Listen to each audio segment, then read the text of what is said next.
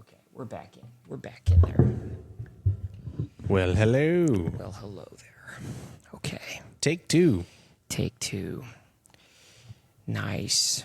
Start off strong, dude. You've been touring. You've been editing clips. Yeah. I've been all over the place. Past 2 weeks with Ben Bankas. I've been to Pittsburgh, Cleveland, Chicago, Rosemont, Orlando, Tampa, and Boca Raton. What's your favorite place you've been so far? Chicago was a lot of fun. We spent the most time there. Was able to go to the beach, Lake Michigan, and just like walking around without headphones around Lincoln Park. Somebody who said, "Oh, yeah, the Lincoln Park Zoo is free," and like I never would have caught that if I was just like tuned out. That the Lincoln Park Zoo is free? Yeah, because I saw the zoo, I was like, "Oh, it's probably costs money to get in. I don't want to do that right now." Oh, so then you just popped in. But then I overheard somebody say it's free, and How do they make money?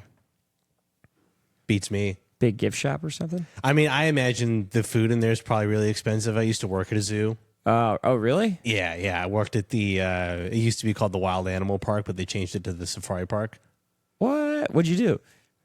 Oh, I did all kinds of things. For a few months, I was food service. For another few months. Oh, so you weren't working like with the animals?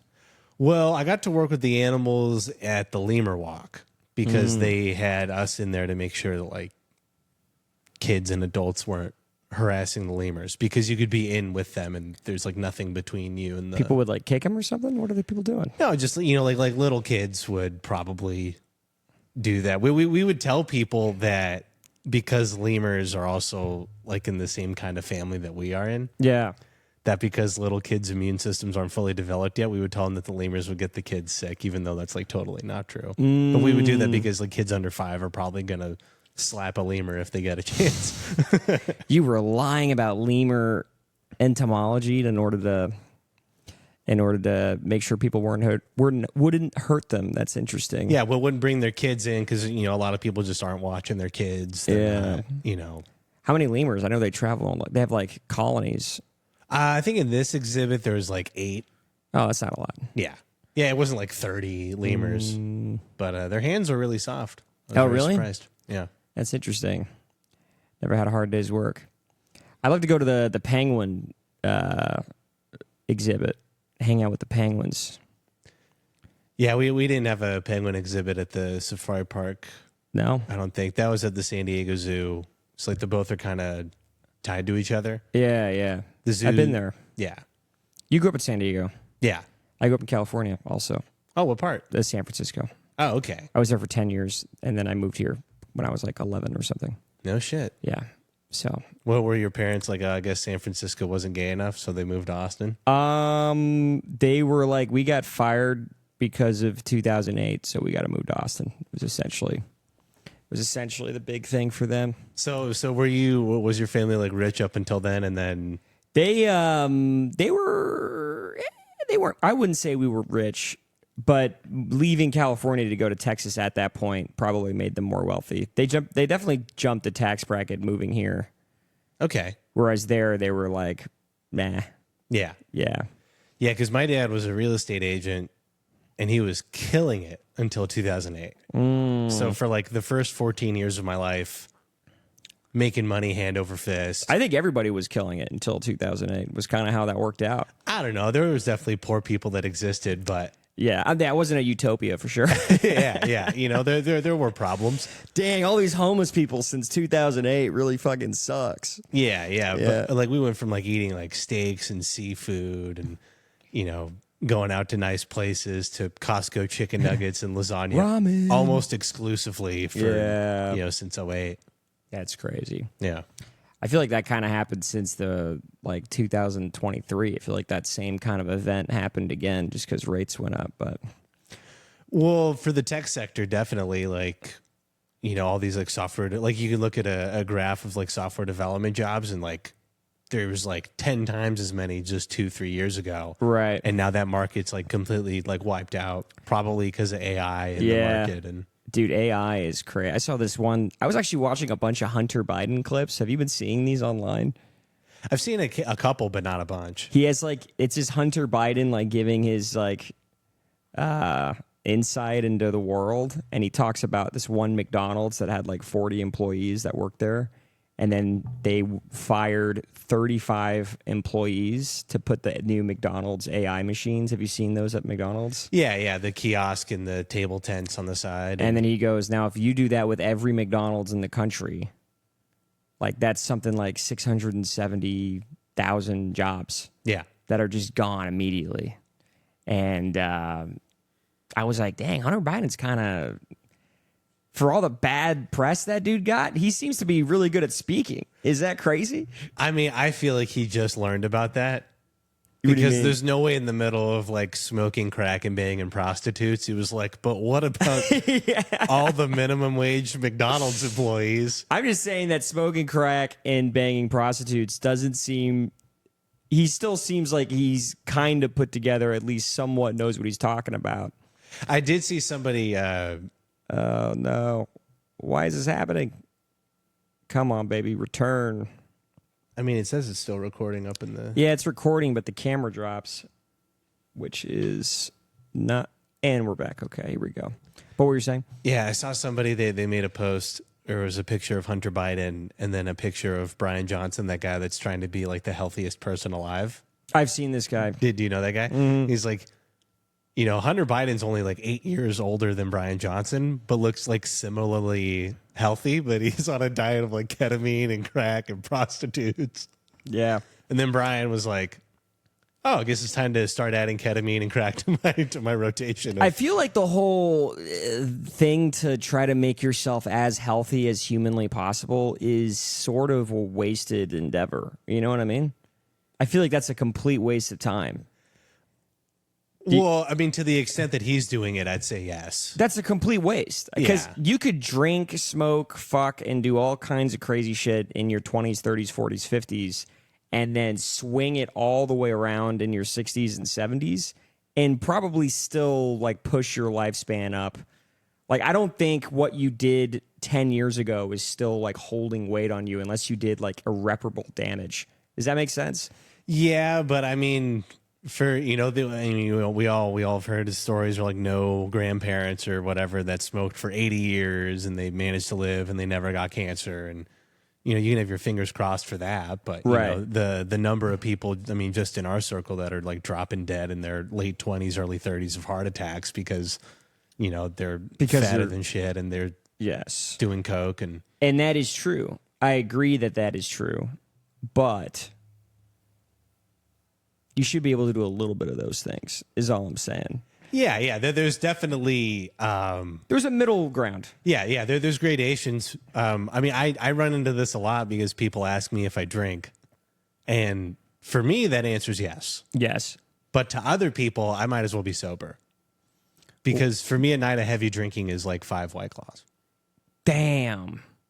You don't drink liquor at all? Not really. Every Never? once in a while, like at a bar, I tend to order cocktails more than beers because I could have beers at home, but Right. A nice old fashioned at a bar, but Old fashions are good. I never drink to like get blacked out or any of that. And so it kind of sucks, especially like on like dating apps. Like, oh, do you drink? And I have to be like, well, not what you consider drinking. Yeah. I don't like. Everybody's like definitions are a little bit different. When was the last date you went on?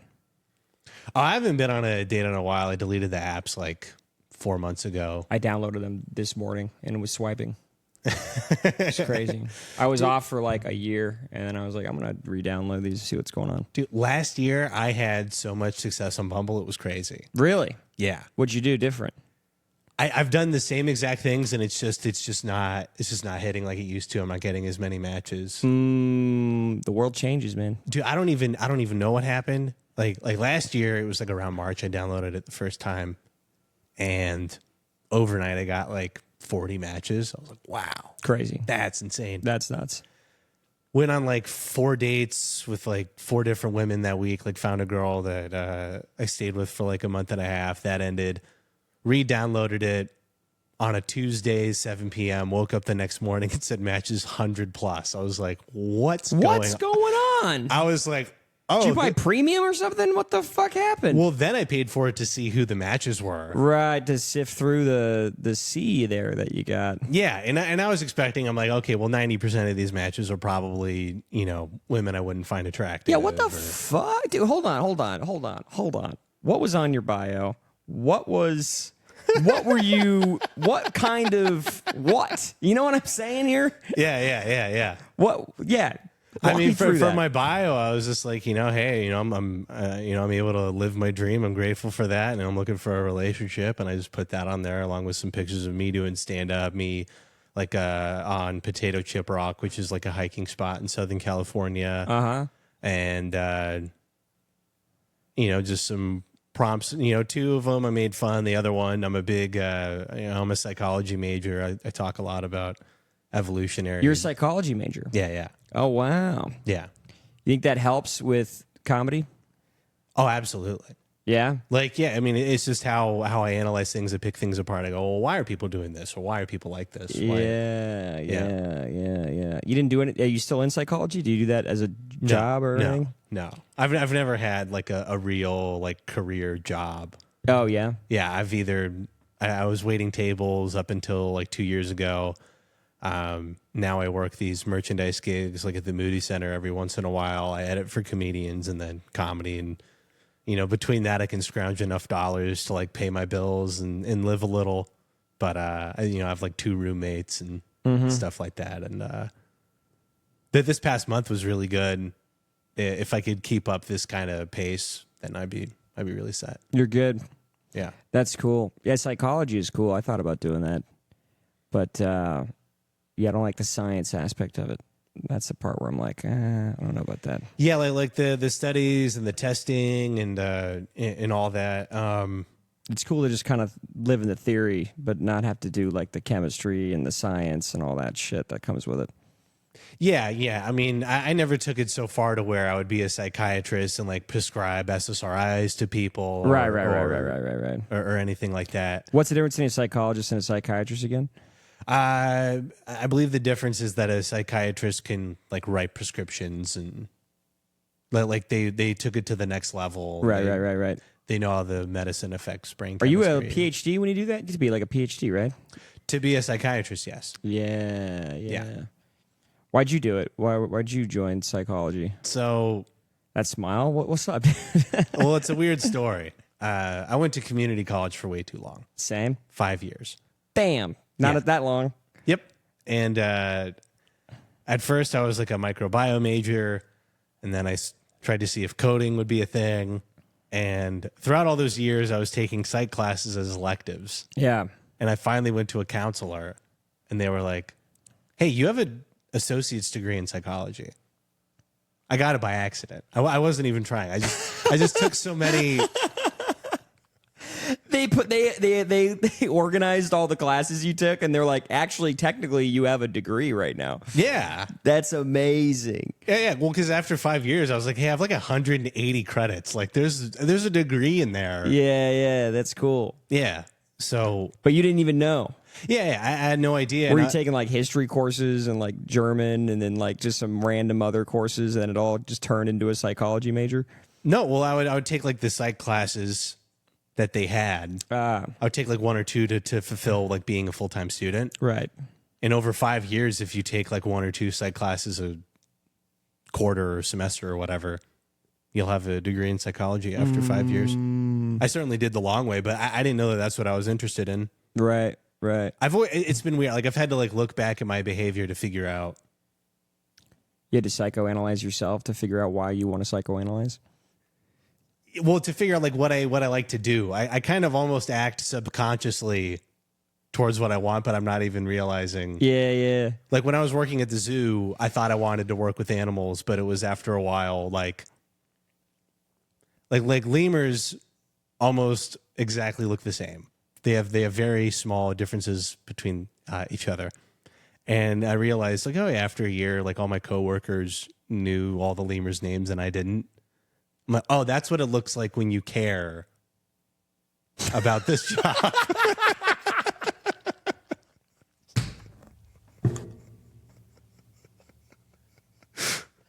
That's so funny.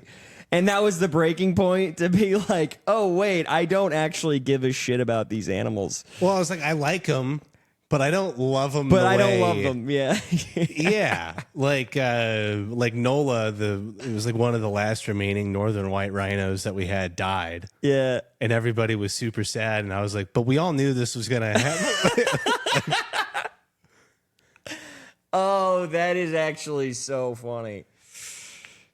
So why did you think you liked animals to that point?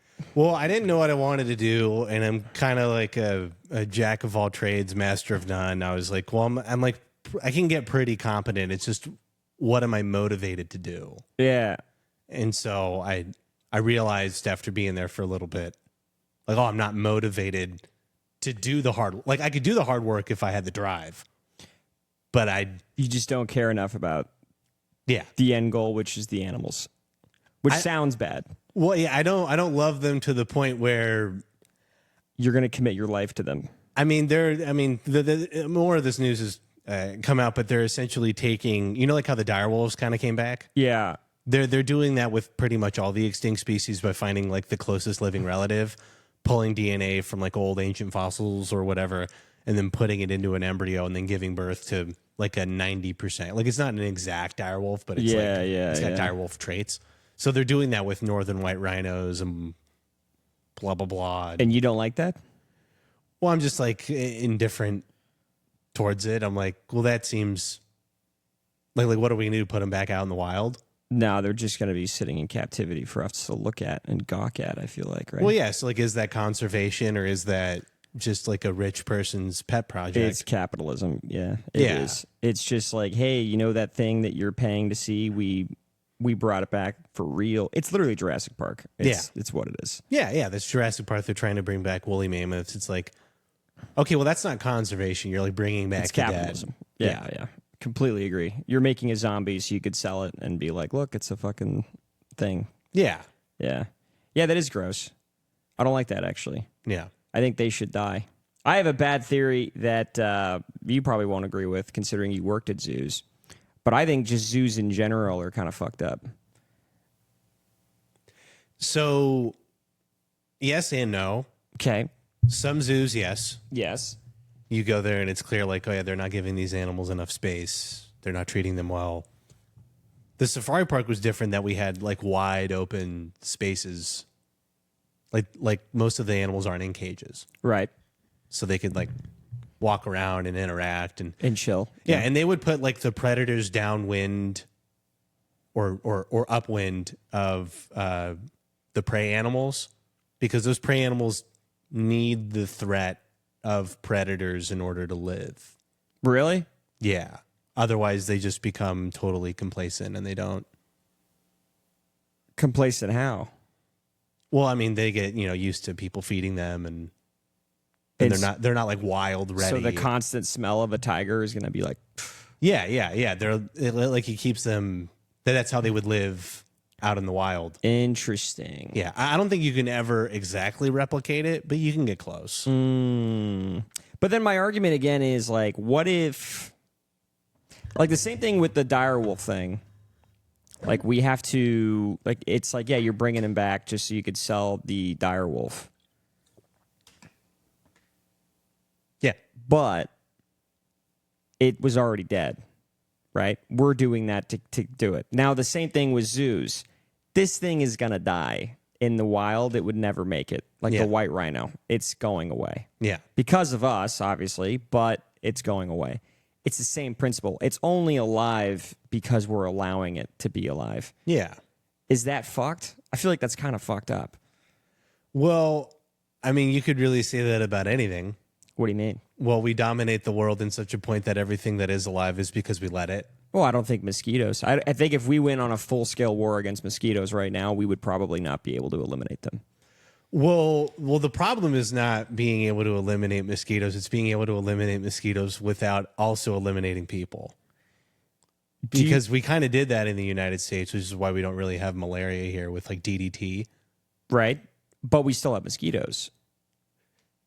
Yeah, but we have much less mosquitoes than before.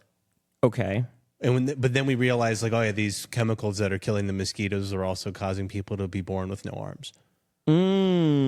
Yeah. But so that means the mosquito is winning. In my mind, what I hear is we could kill them, but we're also going to really damage ourselves, so we got to keep them alive. That, to me, is like the mosquito has a leg up on us, and we have to deal with them. The white rhino, on the other hand, has no way of competing with humanity in any way that matters. And I'm not saying I want the rhino to die, Yeah. but I'm saying, like, hey, the natural process of life says, see ya. You know what I'm saying? Yeah. So I've had this argument with a lot of people, and they're always like, I don't know, it's fucked up. It sounds like you want them. And so I'm just saying, like, if it's going to die, let it die. Like, that's the way it should be. Yeah. So I feel the same way about polar bears. Polar bears, to me, are like, these are monsters on Earth, and they would kill us. But for some reason, we're like, we should conserve them. We should let them live. And it's like, no, they suck. Oh, Why? yeah. I mean, talk to an Alaskan about how they feel about polar bears, and it's going to be different than the other 49 states in the union. Yeah. And it's because they don't deal with them out in the wild. Because they suck. They're terrible. Yeah. And I think they should die. But for some reason, we're like, no, they're like the polar bears. Oh, my God. Like, anytime I watch Nat Geo, it's like, God, who gives a shit about a polar bear? I don't know. That's a whole thing that I am. Well, I mean, obsessed it's with. definitely like a really pragmatic take. I mean, I'm wondering because, I think that they just reintroduced wolves to Colorado because the deer population was getting crazy. That's okay. I'm with that. So I'm wondering, like, would there just be like a shit ton of seals if it wasn't for polar bears? And that's fine. I mean, okay, so there's more seals. You know what I mean? Like, is that really an issue? Is that really an issue that we need to worry about? I don't know. I mean, do they eat things that we eat, like shrimp or something? They eat fish. But I Yeah. mean, that's up north. Yeah. And the seals are dying too because of the ice going away. So if anything, that's just going to make more fish. Yeah. And that sounds like a win. So I don't know. I feel like there are so many times where we're trying to control the natural balance of the ecosystem because we think that we know what we're doing. And then it's like, no, dude, just let nature do it. Yeah. I mean, it's like all those nature documentaries where they see like an animal just like ripping apart another animal to shreds, and then there's everybody in the comments like, "Why didn't you stop it? Why didn't you do it?" Yeah. And it's because you're supposed to not interact with like the natural order of things. Yeah, but you could though also. Well, the thing is, Now I'm countering my own argument. well, everything is so interconnected. Like what you think you're doing versus what you're actually doing Could be harmful. are two different things. Like in the process of you trying to better the environment, you might accidentally mess it up worse Right. than if you had just left it alone. Yes. Yeah. But it reminds me of these birds that hit this big window in New York, and they were like on the floor dying, and people would come up and they would take care of the bird and feed it and like bring it back to life, give it water. And then they found the next day there was a bunch of other birds doing the same thing. And a lot of these birds didn't even hit the window. They just were pretending to be hit and were there like feigning that they're dying so that people would walk up and give them food and water. That's so funny. It's so funny. It's funny because they're fucking smart. That's how crazy Crows it is. are like that. Yeah. Yeah. It's insanely smart just seeing some pigeon like, what? Look at that guy. He just hit that invisible wall. I'm like, oh my God, they're feeding him. I'm going to go over there and pretend to be dying too. But That's so funny. it's crazy. Yeah. I mean, it's why they don't want you to feed the animals, because then it completely changes how they behave. Right. And then if they get used to that and then you stop feeding them, then they just die. They do that with penguins when they go to Antarctica. They're like, you can never interact with penguins because if you feed them once, they're all going to be like, oh, it's a human that these guys give food. Like, we should go hang out with them. Yeah. You know? I mean, which is great if you're trying to hunt them, because then they come right to you. But right. outside of that. Yeah. But I mean, I think you bag a couple penguins, they're going to start being scared of people, though. Yeah. Yeah, just fucking. It'd be kind of cool to bag a penguin. I saw a dead penguin on a beach once, South America. Oh, you've traveled. I've traveled, yes. Perks of having a real job, I guess. Well, my family's Brazilian, so. Oh, okay. Yeah. Cool. So we go to Brazil a lot. But I remember in Brazil, I was just like, there's a dead penguin out here. And they're like, yeah, sometimes they wash up on the beach. Brazil is tropical penguins? Well, they're usually dead when they wash up Yeah. because it just means that they were like on some island out in the Atlantic. And then they just went out too far and they get swept up and then they wash up on the coast. Yeah. which is crazy. What part of Brazil is your family from? São Paulo? Sao Paulo. It's a whole thing, but Is that like the southern part, I think? southern. Yeah, I don't know Very much about south. the geography. I know that there's a city in the southern part of Brazil called America where a bunch of Civil War Oh, yeah. refugees moved to. Oh, yeah. Yeah. That's a real place. Yeah. And they do they hang Confederate flags and they have like a Confederate celebration and Yep. stuff like that. Yeah. Brazil outlawed slavery in 1888. So those guys came down here to live out the last 20 years of the golden years before they were Before it went away. Yeah. before it went away. Yeah. So they didn't really get a lot of time, but they hung out. They stayed. Now there's just like a big colony of them. There's also Nazis. Everyone knows about that. Yeah. Most of them are in Argentina. But Yeah. So it's funny. So Brazil got Confederates and then Argentina got Nazis. I mean, just a cacophony of just the worst Just the worst people. on the planet. there's this documentary I love, and it's this. They say if the Confederates won the Civil War, what would the world look like today? And the most interesting part is it says in World War II, the Confederates probably would have sided with the Nazis or at least remained neutral, which means that most of Europe would have been dominated by Russia. And they kind of did this whole, like, what the world would have what looked if like. situation. Yeah. Very, very interesting. I always recommend it. But, yeah. So you're saying the world would be a better or worse place? I think it would be a worse place. Russia probably would have taken over all of Europe. We would be at war with Russia or like still a Cold War because they would have had a lot more land to maybe maintain themselves. Yeah.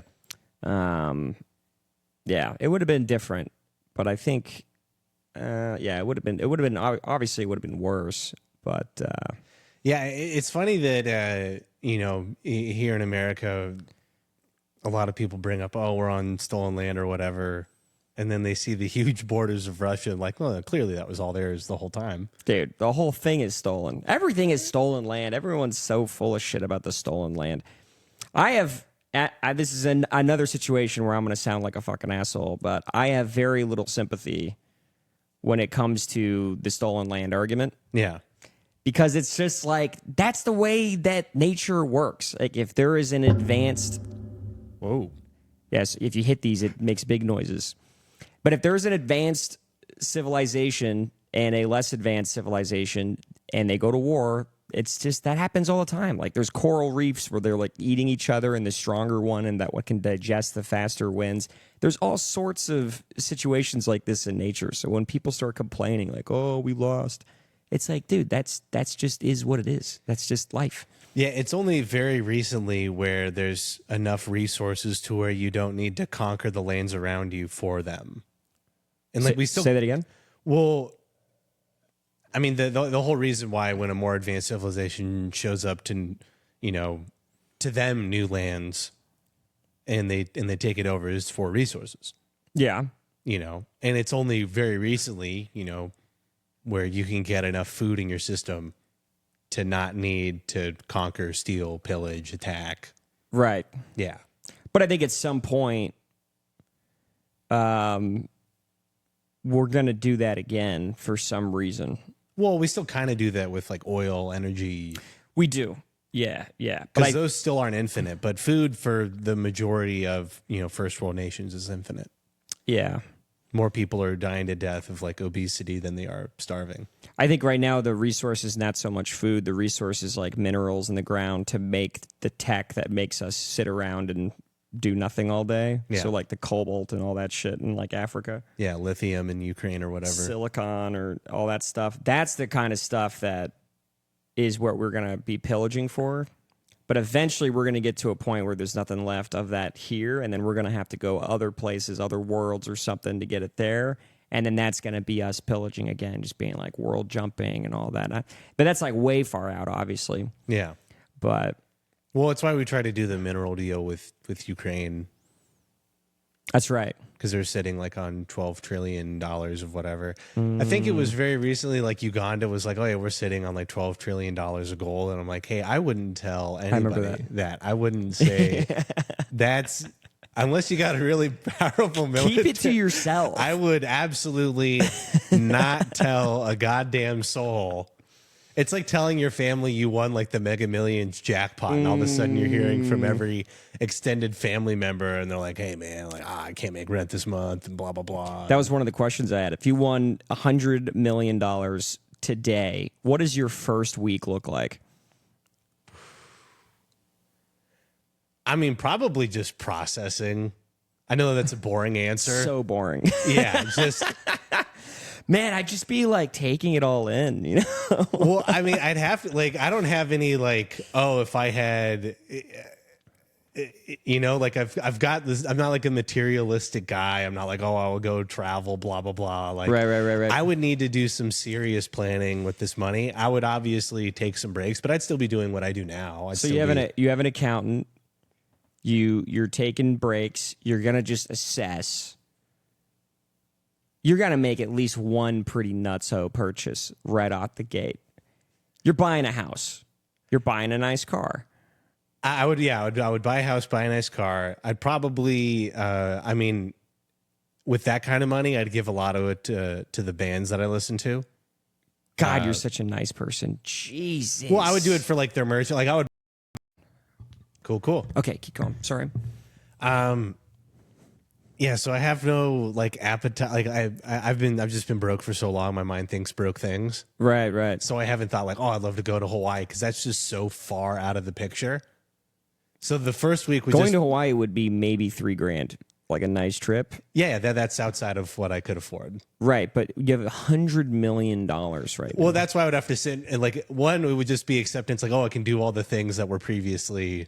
So it would take you a while to even have rich thoughts, is what you're saying. Yeah. So, because going to Hawaii is like, oh, dude, yeah, that's fucking like so low, dude. Yeah, it's very low. Yeah. With 100 million, you're like buying an island. 100 million. Yeah, you could buy Hawaii if you wanted. Yeah. So, and this is a problem I've had with like dating rich women is that they're like, how come I'm always the one coming up with ideas? I'm like, because my brain is like geared to survive on my budget. So like going to the Trail of Lights for $90 a person, that is so far out of the question. Like that does not occur as like a thing in my mind. But if you're making, you know, $7,000 to $9,000 a month, and it's just like throw it, whatever. That's the other. This is something crazy about dating and girls, and to steer it into this conversation now. Why do you think they are so much more willing to do stuff like that than guys are? Like a Trail of Lights, a dinner out, a movie. I feel like guys are less inclined to do this stuff themselves, but we do it for women. You know what I'm saying? Yeah. To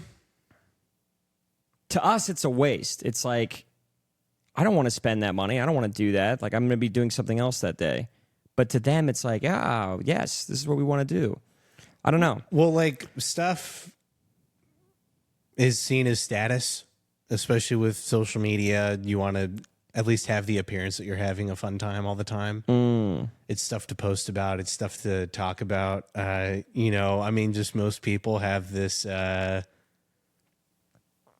guess, empty hole in their soul, and they feel like filling it with stuff and pacifying that will satisfy. So women are shallow and have no soul. Some, for sure. Yeah. I mean, the you know, the culture today of, you know, have a $50,000 watch, get a nice car. Like for a lot of people, that's like, oh, that's where I want to be. But I'm like, that's so dumb. Yeah. Like, because if you have a $50,000 watch, the guy with the $100,000 watch is like, oh, you only have a $50,000 watch. Like it never ends. It's never enough. You know. And I'm more of like, you know, I'd love to brag about, you know, I have a better friend. I have better friends than you do. I have better, you know, I'd rather brag about those things. Yeah. You know, Like, oh, I have a healthier relationship with, whoever my wife will be than you do with. My friends are way better than your friends, dude. Yeah.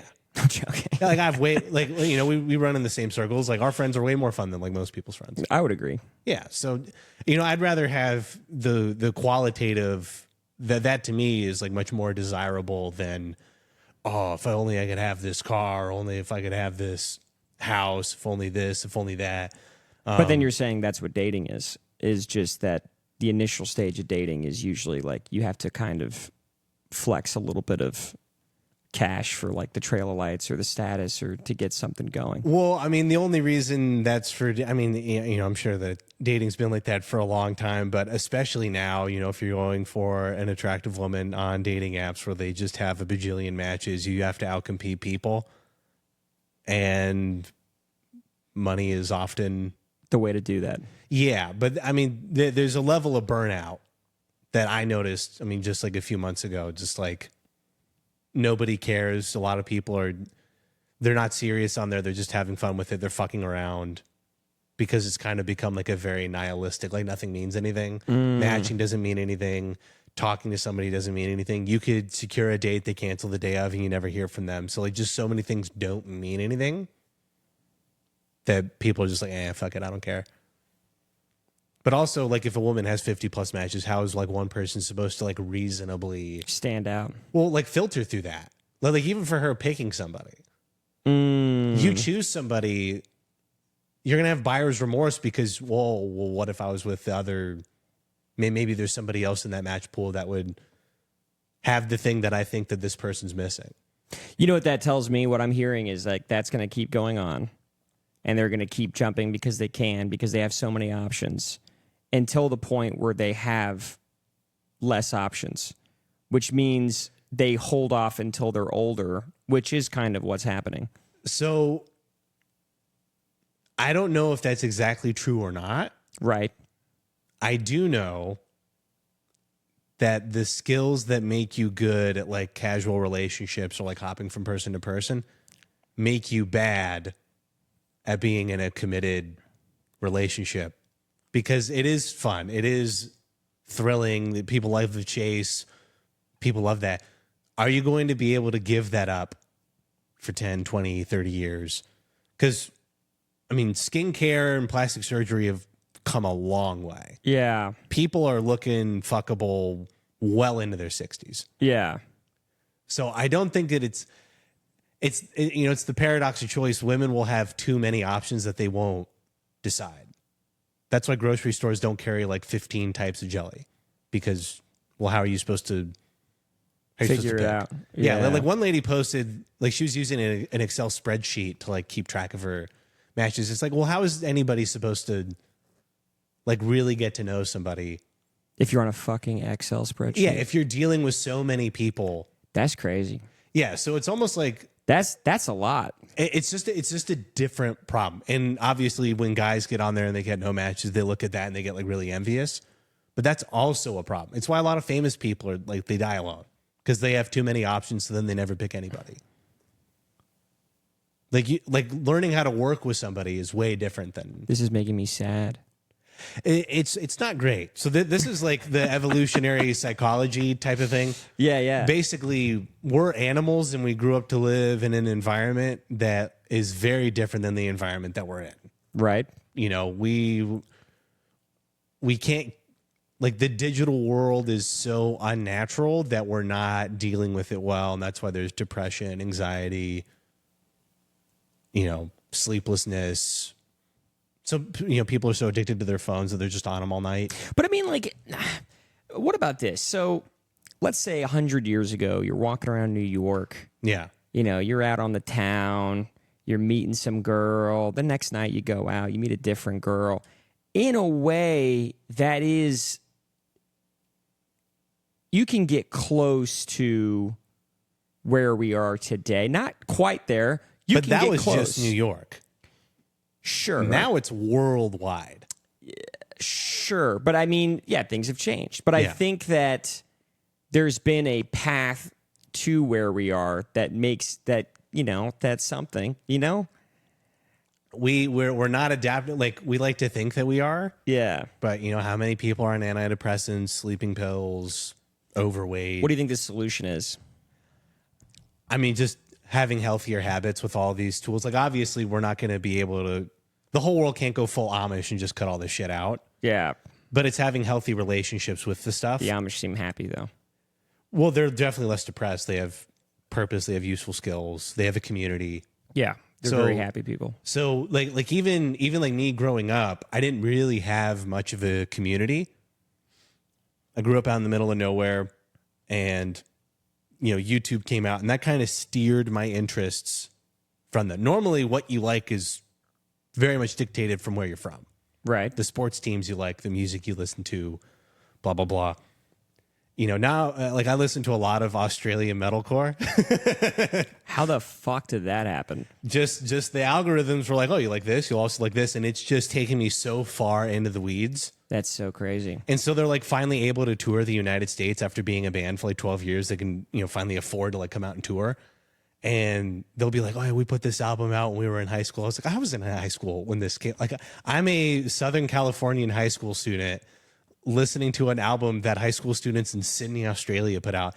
And I love it and it's great, but I've never been able to talk to anybody about these things. But that's awesome. So it's good in the sense that you can discover more art, but it's bad in the sense that it's isolating because nobody around you knows what the fuck you're talking about. Oh, so you can't relate to your personal community because of how completely out of your personal community your interests are. This is why people find a lot of communities online and chat groups, and why they've become popular is because but when you do that, you're not meeting people face to face. You're not talking to people in person, and there's just something about it that you cannot replace digitally. Yeah. Yeah. Yeah, that sucks. And that also comes all the way back to why people are probably having sex less and all that, because you're not meeting people face to face. Well, there's that, and also, I mean, just every guy is just so addicted to porn that we're just completely milked. We're milked. Yeah. Like and why it's harmful is because the whole point of being horny is to motivate you to talk to somebody you're interested in. Right. But when you completely take care of yourself at home, all you're left with is the anxiety of talking to somebody new. And the rules of talking to people have gotten more and more difficult, and checking out has gotten easier and easier. So how many people go, oh, well, it's just easier to watch porn than it is to muster up the courage to talk to a woman? So I'm assuming you milk yourself. Yeah. Okay. I do as well. Do you find that when you haven't done it in a minute and you go out that you're less, or that you're more likely to talk to a woman? Have you actually felt that? I've definitely felt like I'm finding more women attractive. Really? Yeah. I have never felt that way. I mean, it takes a lot. Like, it takes like a week. Like a week, really? Like a week off. Yeah. I've gotten like a week or two off, and I've never felt different. People are always like, oh, like semen retention. I've never. So it's felt not different. like that. It's just that you're like more pent up. You haven't had a release, so it's just like, yeah. I don't know. I can't. I don't know.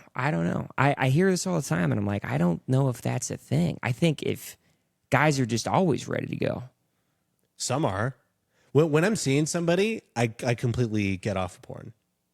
I can't watch porn and have sex at the same time. Okay. Because if I watch porn, I can't have sex later. I got you. It's like a weird. I don't know how many people are like this, but this is how I am. I could probably. I mean, it depends how much later. Yeah. Like, there's probably like a 6-hour window. Yeah. Oh, I mean, for me, it's like 2 days. 2 days is whoa. Yeah. Yeah. Like it's like it's a whole different gear, like in my brain. That's interesting. Yeah. That is interesting. Yeah. Other animals masturbate, right? You worked at a zoo. Well, I think most animals only get horny when it's like mating season. Like dogs. How come we don't have a mating season? Well, for us, it's just year round. Exactly. But wouldn't it make sense for us to have a mating season? Well, like women kind of have that once a month when they ovulate. Right. Yeah. But for us, we're ready to go. How we feel every day is how women feel when they're ovulating. Do you find you're hornier in certain parts of the year? No. For me, it's if I'm seeing somebody, that's when I'm like the horniest. Okay. When it's like, oh, like there's I'm with that. Yeah. Because you're like you're working towards something there. Yeah, and it's like, okay, like some people like to chase. I don't like to chase at all. Really? I like knowing. I like consistency. I like getting. I don't like to chase at all whatsoever. I like to chase. I'm socially awkward as fuck. I've how you I don't think. Seem socially awkward. So I mean, after years of stand-up comedy, I've cobbled together a personality that works for the most part. But every once in a while, I run into something and people go like, "Oh no, like you're kind of retarded or like different or whatever." Yeah, I think everybody has that though, right? Everybody's a little weird in their own weird. Yeah, I've never met anyone where I'm like, that dude's just a dude. Everybody you get to know a little bit. And you've never met anybody where it's like, oh, talking to you is like talking to somebody from a different planet. Is that what you've gotten? Some people kind of feel that with me. They're like, oh, like you're so weird, like you're so different or whatever. I don't know. I feel like anybody, even the most vanilla ass people I've met, after hanging out with them enough, I'm like, really? That's something that you do and talk about and are? That's wild, you know? I mean, so the a part where I get that the most, especially being on the road, is like there'll be like girls after shows and they'll be like, oh, dude, like you totally could have, like you're in shape, you're good looking, you just crushed it on stage. Right. You totally could. I am not interested in that. Oh, like a one night stand? Not interested at all. Really? I don't get anything from it. Really? Yeah. Not even a little ego boost? Well, unfortunately, I mean, maybe this is discrediting myself. A lot of guys think like, oh, when I'm getting laid, it's like, oh, I was attractive enough, I was funny enough, I won this. Yeah. Really, it's just that they were sad enough. They were drunk enough. They were. That's the most glass half full fucking interpretation I've ever heard, man. I mean, I've just, glass half empty. I mean, I've just talked with enough women. Like, you talk to them and they'll be like, oh yeah, I slept with this guy because I needed validation. Right. They wanted it so they could feel pretty. Right, but you also were at the right place at the right time, you know? Yeah, they may have been down, but you were also up. You know what I'm saying? There was a yin-yang there. Yeah, but to me, it's like I don't feel better about as a human being knowing that this is like an opportunistic right time, right place. Geez, you're making it sound like you're taking advantage. I mean... Well, now it does sound like you're taking advantage, is what it's of a bad situation for her, which is why you don't do it. Well, I've only ever had one night stand. Okay. And that was my thought going into it. Right. And because she was initiating it and we had just met at the bar, I thought that was like clearly communicated and like we were both on the same page. She got feelings pretty bad. And I would still like kind of show up to the same bar and like I wouldn't really talk to her all that much. She was like super liberal. Said one of the funniest things ever to me. She goes, "Oh, you're a comedian?" I go, "Yeah." And she just says, "My friends are gay." And I had to sit there and like just try and not explode laughing. I'm like, that is to me, that's such a non sequitur, but in her mind, that made perfect sense. No, that is funny. I like that. Yeah, oh, you're a comedian. My friends are gay. So I was like, I knew that like we wouldn't get along, but she like slid into my DMs and, I was with a buddy who wanted to like get with one of her friends. And then she got feelings and I felt really bad about that. Right. And I get performance anxiety whenever I'm with somebody new. Right. So, I mean, it was terrible. I was very anxious. I shouldn't have done it. And that's why I never have. But from that, I learned, because of how fast things are happening, you really can't have clear enough communication to where it's like, to where that you're not hurting the other person. And a lot of people are like, oh, well, I'm fine with hurting people because, they're playing the game and that's, she shouldn't have slid into somebody's DMs and had sex with them on the first night. and expect a relationship from that person. It's like, You okay, could make that argument. yes, she should not be doing that. Yes.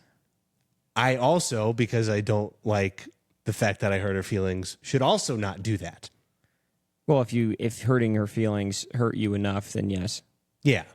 But it also sounds like you have to like them enough to feel bad for hurting their feelings. Well, I didn't Which know. means you liked her enough to feel bad. Well, I didn't know her enough to know it would hurt her feelings. Right? But you knew her enough to feel bad that her feelings were hurt. Well, I feel bad if anybody gets their feelings hurt. I mean, if someone walks up to me and they're like, my feelings are hurt, I'm like, I don't really know you. Well, yeah, if it's a complete stranger and they say that, but like this was something that I did. Right. Yeah. And I thought everything was cool because this was, my first time ever having one. And I was like, oh, well, people do this. I'm like talking myself into this. Like, oh, this is normal behavior. People hook up with people after bars all the time. And Well, this sounds like it was a longer than a one-night stand, too. It sounds like there was... no. Really? No. So it was literally all in one night. All in one night. The night I met her, we hooked up. And then after that night, I mean, I felt shitty about it like the whole time. There was like a little bit of an ego boost. But then when I went to the same bar the next week and they were like, oh, she wants to talk to you. And I was like, oh, okay. So this wasn't just a one night stand. She wants this to continue. In her mind. Oh, yeah. And then that's when I'm like, okay, well now I feel bad. Cause I knew I didn't like her, Yeah. but I still had sex with her because she threw herself at me. Right. I'm like, okay, she only did that because she said. Yeah. So just like it wasn't a pleasant Yeah, that sucks. experience. Yeah, that's not good. That's not a great one-night stand. No. It sounds like you had a bad one-night stand. Yeah. Because I've had a one-night stand, and one-night stands I've had have been along the lines of, we don't ever talk again, ever. To me, they just feel so impersonal. Yeah. And it's like, yeah, I just don't get anything from it when it's like that. Yeah, it's like we wake up in the morning and it's like, okay, well, I guess you go now? Yeah, I'm going to go now. Okay, bye. And then we never talk again. That's how that's gone. Yeah. I've been, also just with the performance anxiety I get, it's not pleasant. It takes a while for sex to be comfortable enough for me to even enjoy it. Right. And you're just not going to get that from. You know what else doesn't help? Not drinking enough alcohol. The fact that you only party with 5 White Claws is probably a big impact on your ability to one-night stand. Because I would say if I was in your situation where I just, destroy it on stage, I get off, there's girls all over me, and I'm sober, I'm probably not going to be like, yeah, I'll go hang out with some random girls all night and then hopefully get laid sober. Like, I'm probably going to be tired by midnight and be like, I'm actually going to go back. Like, I'm not going to go the whole 9 yards that you need to go to get to the point where you're having the one-night stand. Does that make sense? Yeah. So, so here's what my philosophy around all this. Like there was a girl that like wanted to hang out, like told me like what bar she was at. It's like, well, one, you saw me at my best on stage. It's going to get worse. It's going to be worse. Well, wherever we go after this. No, but the thing is you've already, when they see you at that, it's over, dude. Like, you're in. You could say all sorts of goofy shit. Yeah, but because it's a one night stand, you don't like it's two people agreeing to use each other, and yes, it's consensual, and we're all adults, and our bodies are bodies or whatever, but who you choose to spend your time with kind of dictates where you're going to go in life. I agree. And you're choosing to spend it with somebody you don't care about. Yes. And you could be spending it with people you do care about. I would agree, but I also think that there is value to spending time with random women that can be valuable in a weird way. Even if you guys don't have sex. Let's say you hang out with them and it doesn't even lead to sex.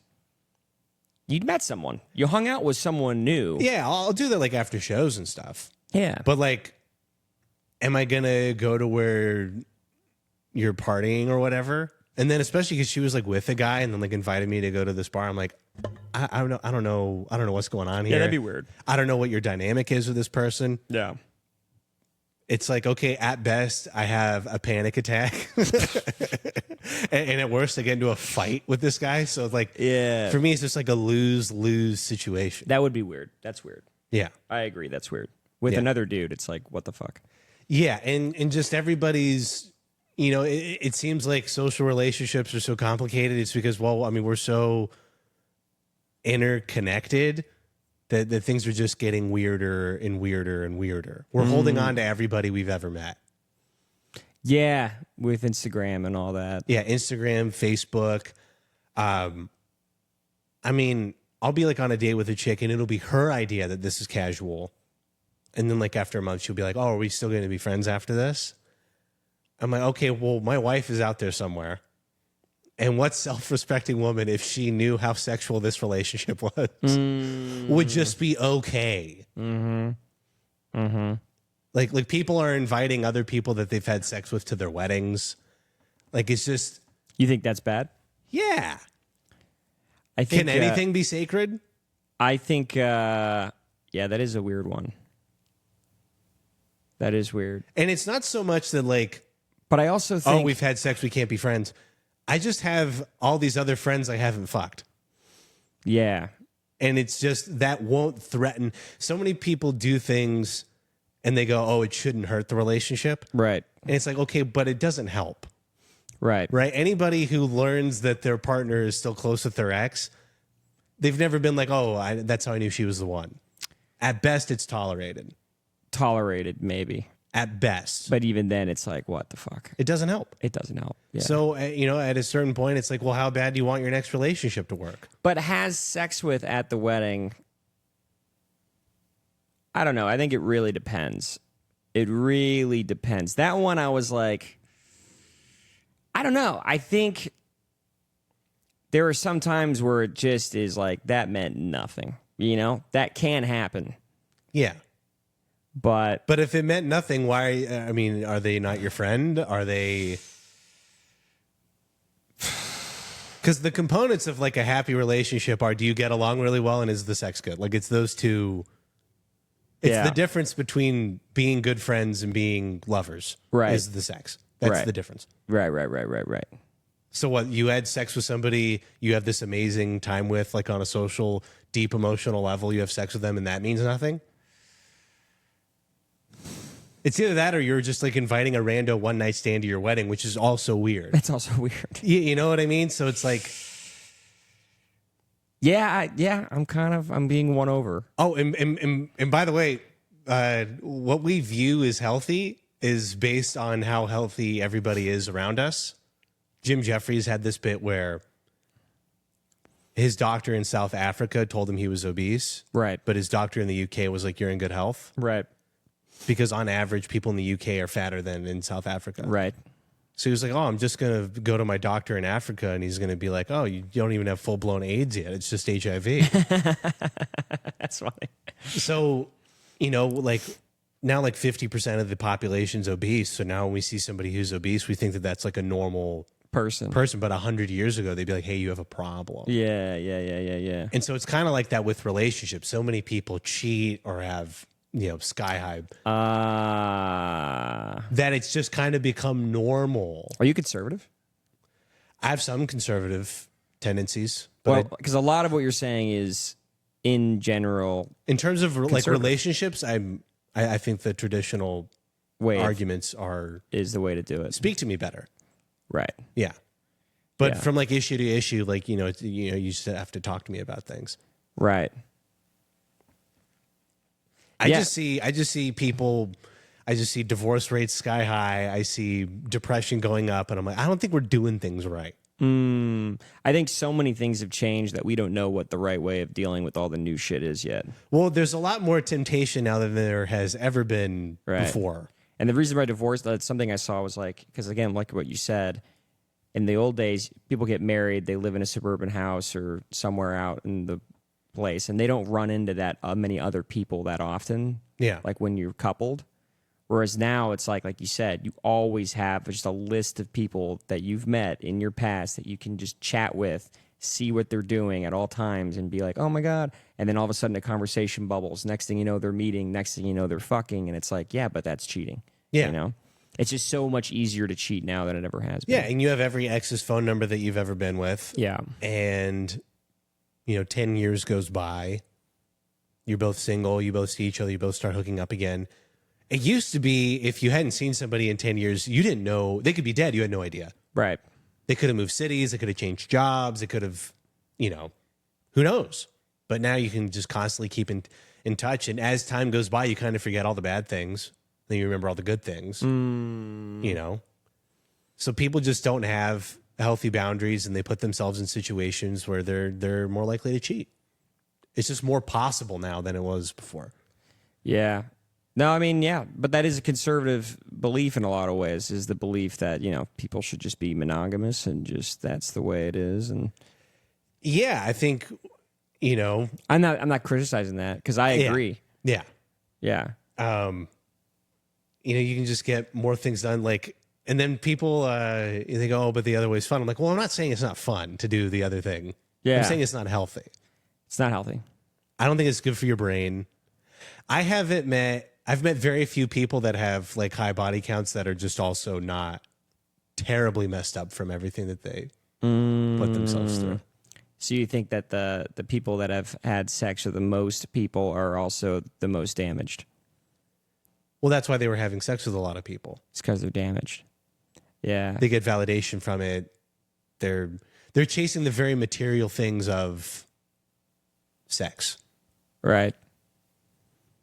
If you need to have sex with a lot of women to feel cool, that's sad. That's sad. Yeah, it is sad. That is sad. You're you're just lonely. Mm-hmm. You're alone in a crowded room. You're surrounded by people you have no connection with. What the big change that I've made in my life, after that one night stand, I'm only gonna spend time with people that I really care about. I'm not gonna so if I'm on the road, it's if there's a girl after the show, and it's I'd rather call a friend or my parents or something like that, people that matter to me. Because especially in comedy circles, all the work I get are from my friends. Yeah. So the reason I pay my bills is because I take care of these relationships and I'm there for them, and That's the most wholesome shit I've ever heard in my life. That was so good. Yeah. No, it's good. I love that. Yeah. Yeah, but I just think people are so, and again, all the, I get a lot of pushback from, men and women when I talk about relationships. So I'm well, it's the same way if you talk about what a healthy diet looks like to a fat ass. They're like, oh, that's gross. How do you live like that? Yeah. They go, oh, you're no fun, blah, blah, blah. And when was your last long-term relationship? The longest relationship I've ever had is only 10 months. Okay. Yeah. I'm a very late bloomer. I didn't lose my virginity till I was 24. Okay. It's when I got my first kiss too. September 3rd, Labor Day, 2018. Oh wow. Yeah, you remember the dates really well when it's that late. It's what was say the date again? September 3rd? Yeah, I think it was Labor Day. September 3rd, Labor Day 2018. I'm trying to think what I was doing on that day. I was working at a sales job. And then 9/11, 2018, I lost my virginity. Really? Yeah. Wow. And then got booked for my first road gig. That's great. So it was a really good 9/11. Yeah. 2018, 9/11. Yeah. 2018 was a big year. was that the same girl? No. This is a coworker. Oh, okay. Yeah. I didn't know. She was oh, I'm just looking for something casual, and I didn't even know what that meant. Right. Yeah. Oh, she broke your heart? Oh, yeah. Oh, dude, I fell for it immediately. Yeah. Oh, dude, crazy. Yeah, everyone has one of those. Yeah. Usually the first one. Yeah. Yeah. That sucks. Yeah, it was funny. Sometimes I'm the first guy they've been with who has performance anxiety and can't just get hard and have sex with them right away. Right. And then they'll think it's something that they're doing. And so this girl was like, are you even attracted to me? I'm like, well, yeah. What do you think I'm trying to do? Do you think my idea of a good time is trying to figure out how long ugly chicks will suck flaccid penises? Yeah. That's so funny. You think I'm just oh, look at this idiot. Yeah. This is a wet noodle. Oh, man. But then you were just attached to her. You were Oh yeah. you were just all over her, and she was like, Well, oh. I mean, yeah, it was the first time I kissed a girl. Yeah. I was very lonely and shit. And, How long that lasts before you finally were like, all right, I think I'm she done. ended it after like 3 weeks. Oh, really? Yeah. Yeah. Damn. Yeah, that reminds me of my first too. I was like just so obsessed with her afterward, and she was just like, ooh. When you're like just figuring out sex in your mid-20s, it's Yeah. kind of like showing up to a party at 12 in the morning and you haven't even had like your first beer yet and everybody's just blackout drunk. That's a great example. Yeah, I lost my virginity when I was 21. So I was also late. But yeah. You were 25? 24. 24? Yeah. Yeah. Yeah, it's interesting. No, but I agree with what you're saying. I think that relationships should be a little bit sacred. I do agree with that. But at the same time, when I see people going out there and just wrecking, I'm always like, that does sound kind of fun, though, you know? It can be fun, but I mean, nobody feels like fulfilled inside by alcohol. Nobody's like, oh, I finally have purpose in my life. Yeah. Nobody was like, oh, if I could do it all over again, I'd drink more. You know what I mean? Like, That's true. yeah, They'd probably just work harder and try to build a better foundation for a family or something. yeah. God, that's so... I mean, a good family was like all I had growing up. My parents, their relationship was really healthy. Yeah, so is mine. I almost think that their relationship is so healthy that it's ruining my ability to have relationships. Does that make sense? Do you ever feel that way? Yeah, because they could exist being unhealthier but still work. Yes, But you're like, but it's not what my parents had. exactly. I look at my parents and I'm like, if that's the benchmark, then everything around me is a fucking shit show. Like, Yeah. I get thrown into the world and I'm like, oh, if they can do it, then I'll find it. And then you go out into the world and you're like, oh, there's a mess of just heinous shit that's out here that isn't even near what they have. So now anytime I'm comparing any relationship that could possibly happen to me, I'm always going back to that first relationship that I've seen. Yeah. And being like, it's just not going to be that level. So you know? both of my parents were like complete degenerates growing up, and then they turned things around. Yeah. So I'm not like the type of person who's like, oh yeah, if you have a high body count, you'll never have a healthy relationship. Right. But it's going to be a lot of work. Right. The same way if you're 400 pounds. When do you see yourself getting married? Dude, I don't know. I would love to. If it was up to me, I'd be married right now. Yeah. Yeah. I think I would be too if it was like a perfect relationship. Yeah. The issue is getting there. Yeah, I mean the number one complaint that I get the most and why I tend to attract a lot of women who are only into casual sex is because I'm an attractive comedian and I'm broke.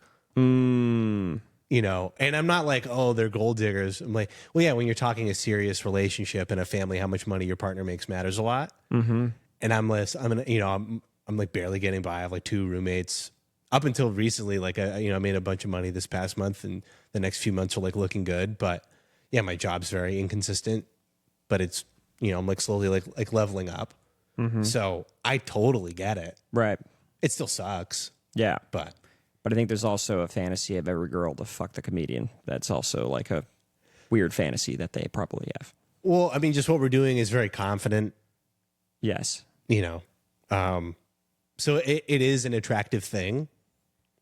So that's why I'm seen as a fun time and not a long time. They go, oh yeah, but I feel like I have the right mindset to make a relationship work, but just financially, just like having no discretionary income. Well, if you found a perfect girl and you were able to take her on a cheap date and things pop off, I think money starts to go away over time. Like you said, at first, money is like a huge issue, but as they get to know you, it becomes less and less important. And then later on, it becomes more important again. It's like, it definitely it starts high, gets low, and then it starts really high again of how important money is. Yeah. But, well, when you're 31, your days of being dated for your potential they're pretty much done. Because now's the age of like, well, wherever you are going to be is where you're at. What do you mean by that? Like career wise, you know, like if you're 24 and you're broke, that's different than 31 and you're broke. I don't think so. Oh yeah. You think so? Yeah, 24, you're like just out of college, like well, maybe you're getting your first job or whatever. But what I just heard you say was at 31 and broke, you're gonna stay broke. That's not true. I don't think that's true. For a lot of people, it is. Yeah, for a lot of people, but also for a lot of people, that's not true.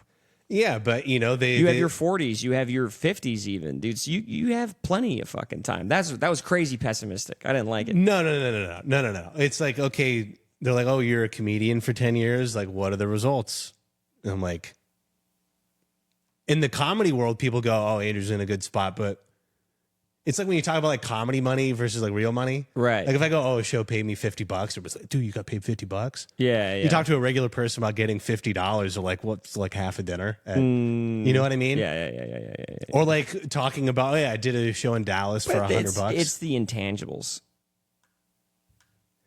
I mean, yeah, obviously the right person could like look past that. And that's what I'm saying. Like, it's about the people you know, the relationships you made, the skills you have. That is an intangible that you need to, should be. Well, they can look past it for a certain amount of time. Right. After a while, they're like, okay, well, that grace period's over. Right. And that's what I was saying. Like, money is important at first until they get to know you. Then they're like, oh, no, he's a good guy. He's a good person. And then all of a sudden it's like, okay, well, we need money. Well, that's why they don't like, they'll still hook up with me, but they don't want to date. Uh-huh. You know, they don't want to risk their future on my dream. And like, I get that. Yeah. Yeah. It sucks, but. Yeah, because now you're the guy that doesn't want to have one-night stands in a sea of women that only want to have one-night stands with you. Well, I mean, that's why most people that do comedy or do that is because that's what's around. They want one-night stands. Yeah. Yeah. A lot of people settle for that. You know, it's nightlife. Like, I'm like the only guy that's like relationship minded who also goes to bed like at 3 a.m. I do that. I think look, I don't know if you know me that well, but I mean, I think I'm relationship minded. Yeah. I think I look forward to the idea of having a long-term relationship with someone that I will respect, love. I'm not against a one-night stand. If they're hot, if it's good, yeah, I'll do it. But where was I going with this? I stay up late. I like comedy. Yeah. I don't know. I think I don't know. I don't know where I was going with that. But yeah, you know, it's rare. I'm seen as like a fun novelty. Like, I attract a lot of women who just got out of a long-term relationship. Right. They're not looking to get into another relationship. They're like, oh, this seems like a fun, out of the box. You usually meet women at shows? I Bumble?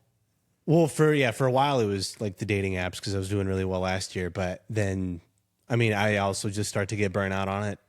And then, you know, just showing up date after date. And it's like, okay, well, you know, like I'm in shape and I want my partner to be in shape. And again, it's like that thing where I tell people I drink and then according to their definition, I'm basically sober. I don't think I'm like a crazy disciplined guy. Right. But for most people, like the fact that I go to an outdoor gym now and I'm working out in like the 90-degree Texas heat. Right. A lot of people look at that and they go, oh, like that's like crazy discipline. To me, it's like, I don't see how I could live any other way. Yeah, that's wild though. Yeah.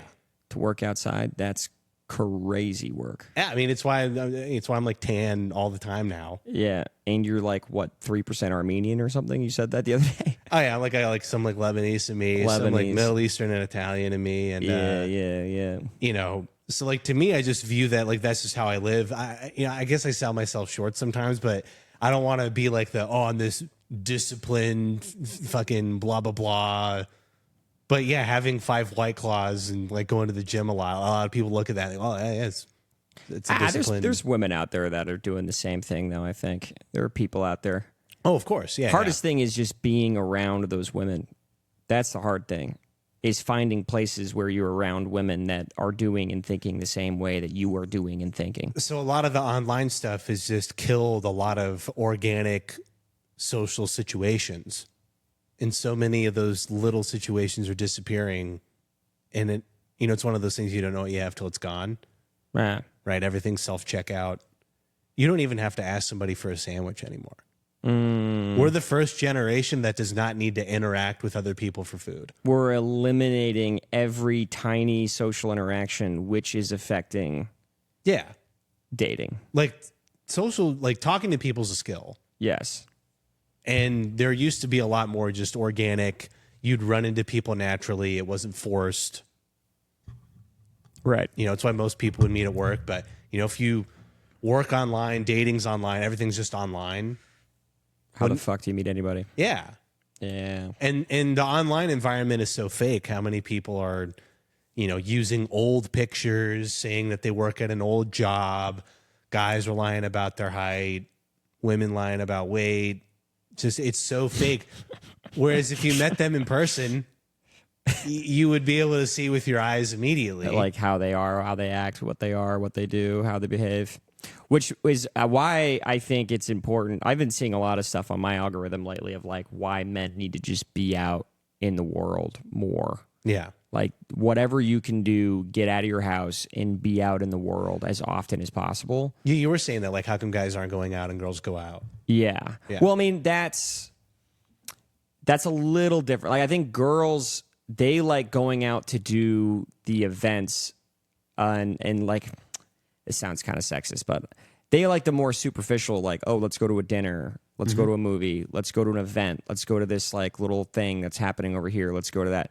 I don't think men like doing that. Men like going to an event when they feel like they're getting an actual benefit monetarily or respect-wise from going to that event. Does that make sense? Like it has to be a part of your dream to want to be at an event. So like an open mic or comedy, you're going to that because you have a dream, you have a goal. Yeah. That's what gets you out of the house is that goal. I don't know. Some people, I mean, just like movies or something. Yeah, but some people are foodies. I don't know. I just feel I don't like, think we're the type to do that, but I'm not the type to do that. But I think, and there are some guys that do that, but I just think it's less than girls. I think girls are more like to be like, oh, let's go here, let's go there, let's go do something fun. Yeah. Like it's very seldom that a group of dudes are like, yeah, let's all go to a restaurant. Yes, exactly. Yeah. And I hate that it sounds kind of sexist to be like women are like the superficial. But I think there is some truth in that. Women are like, oh, let's all go to this bar and get a little drink and then go here and get a dinner. Guys would be like, that's gay, dude. Like, let's eat a fucking burger here and play pool. Yeah, play pool, and then and that's all goals that they want to do. It's not about the image of where they are. It's about building or competing. It's something like that. No. There's definitely like in the upper echelons of society. Oh, I can only go to the biggest clubs. True. Or, oh, I'm on the list. I don't need to wait. I get the table service. True. I got the nice watch. I got the car. But again, they're doing that because I would say just for flaunting and for sex. At the end of the day, they're just trying to. That's just like Yeah, it's definitely like status symbols and stuff. And the reason why I don't really get anything out of any of that is because having a nice car doesn't make you a better person. Right. I like going to the gym because that makes you a better, healthier person. Right. But yeah, people that do stuff like that, that's a shitty life.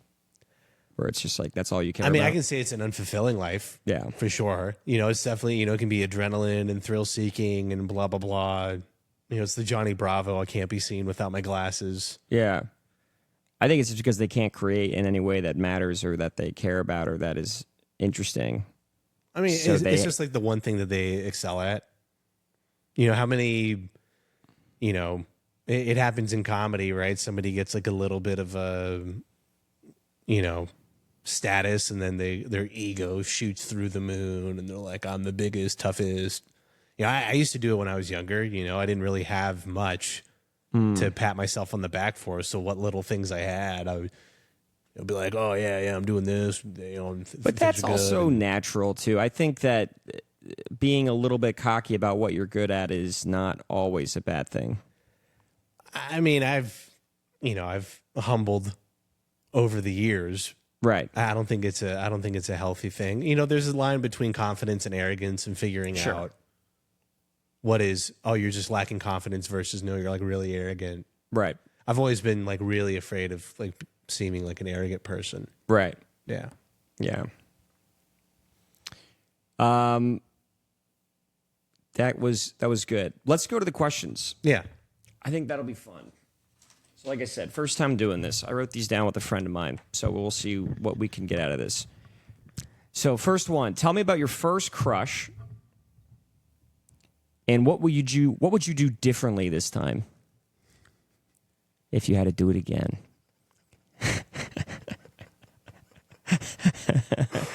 Oh man, dude, my first crush was a terrible person. Okay. She was this like Mormon chick, was adopted, but like lied about like her dad beating her, lied about her like stepbrother. So she would be like, "Oh, well, we can't hang out because my brother told my dad that like you're a drug dealer." And then I became friends with the brother. I'm like, and the guy was like a really small like pipsqueak guy, and I'm like, he didn't say that about me, Right. So she was awful. If you could do it again, you just would have avoided her. Oh yeah, 100%, 1,000%. That's good. I like that. A hill that you'll die on that you're probably maybe wrong about. Everybody else doesn't agree with you on this. I mean, we already talked like the relationship stuff to death, but I'm thinking of like another. I mean, yeah, we did. I mean, I'll die like on the technology's bad. I mean, I love the music I listen to. People don't think that like metalcore or metal or pop punk or emo is like good music, but So the big ones are that modern dating is terrible. It's not good for our brains, and that tech is ruining us. well, yeah. Our brains aren't equipped to handle. I mean, just the amount of people we're talking to, the amount of perceived options that we have, and it's just killing natural environments. So even if you're not on the apps have already destroyed a lot of in-person interactions because now people are like, oh, well, they might be dating somebody and they get all this anxiety of like talking to somebody in person. They're like, oh, well, on the apps, like everybody on there is at least in theory looking for something. You sound like you could be Amish. Dude, Amish doesn't sound like a bad life. I mean, every once in a while I get 200 people in your village, and there's like 3 girls that are their same age, and one of them's like maybe a 6, and you're like, yeah, I'm okay with it. I'll take it. Well, yeah, like life used to be a lot more simpler. You used to just do what your dad did as a job. Yeah. So you didn't have to like think about like, what am I going to do? And, for thousands of years, like, oh, I was a blacksmith. My daddy was a blacksmith. My daddy's daddy was a blacksmith. Like, And my last name is Smith. yeah. And, so life used to be a lot easier, at least simpler in that regard. And now we have all this technology and provides all this prosperity, but it's also just ultimately more complicated. Right. Jobs are appearing and disappearing out of thin air. Yeah. Like, how long did software developer exist? But I don't think that that's necessarily something that nobody agrees with you on. I think there's a group of people that are like, yeah, this is a problem. You ever think about dating foreign people? They seem to be better than Yeah. The passport. Yeah, you still have to have money to travel. be able to get there. Hey, next time you go on tour to Canada or fucking Sydney or I mean, yeah, my thing is, like I have to like really enjoy talking with them. Good banter, intelligent, can discuss theories and stuff like that. Because they don't have a lot of other commonalities. Like I don't but follow foreign, any sports. But foreign people are stupid, is what you're saying. No. There's just different cultural things, so they might not understand my jokes. Right. Yeah, right, broken right. English. Let's see. Hill I will die on. I feel like a lot of foreign people understand jokes. They're just not great at making them. Well, they're not good at making them in a language that they didn't Exactly. grow up with. Exactly. Some people are really funny in their native language. Exactly. I like when I'm speaking Portuguese, I'm not funny. I cannot make jokes. Oh yeah, and if I tried to like learn Spanish, would I be as funny as I am in English? Like absolutely not. No. That's the one thing I feel the most bad about immigrants being here is that they're like speaking English and they make a joke, and then I'm like, that wasn't very funny. And I can tell that to them in their mind and their language, that would have been a funny moment. But because that language break, it just ended up being awkward. And I'm like, man, that sucks. So I guess learning another language is kind of like being autistic in that country. Yes, pretty much.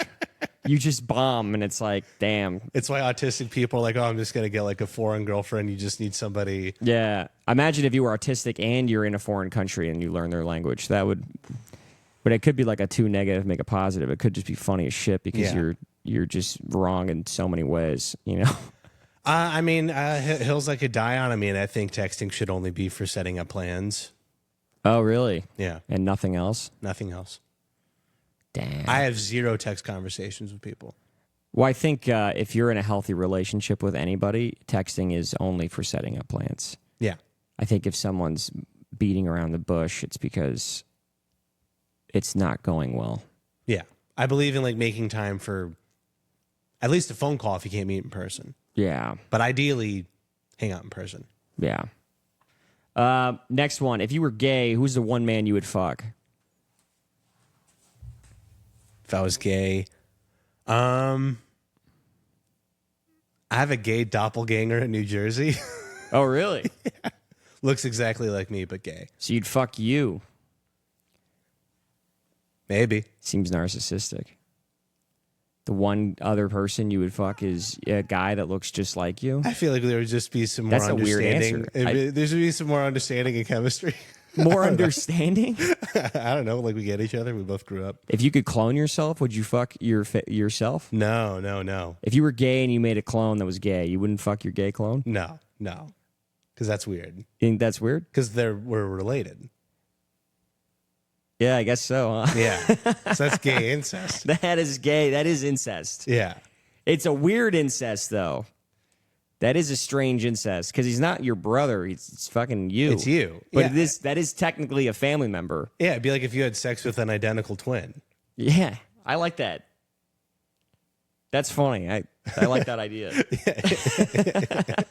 Gay incest. Gay incest. I fucked my clone. Yeah. Yeah, I don't think that would work. Okay, next one. Who on the Epstein list, like who could be on the Epstein list that would honestly make you really upset to see on there? Like a person you're like, I can't believe that that's real and that upsets me.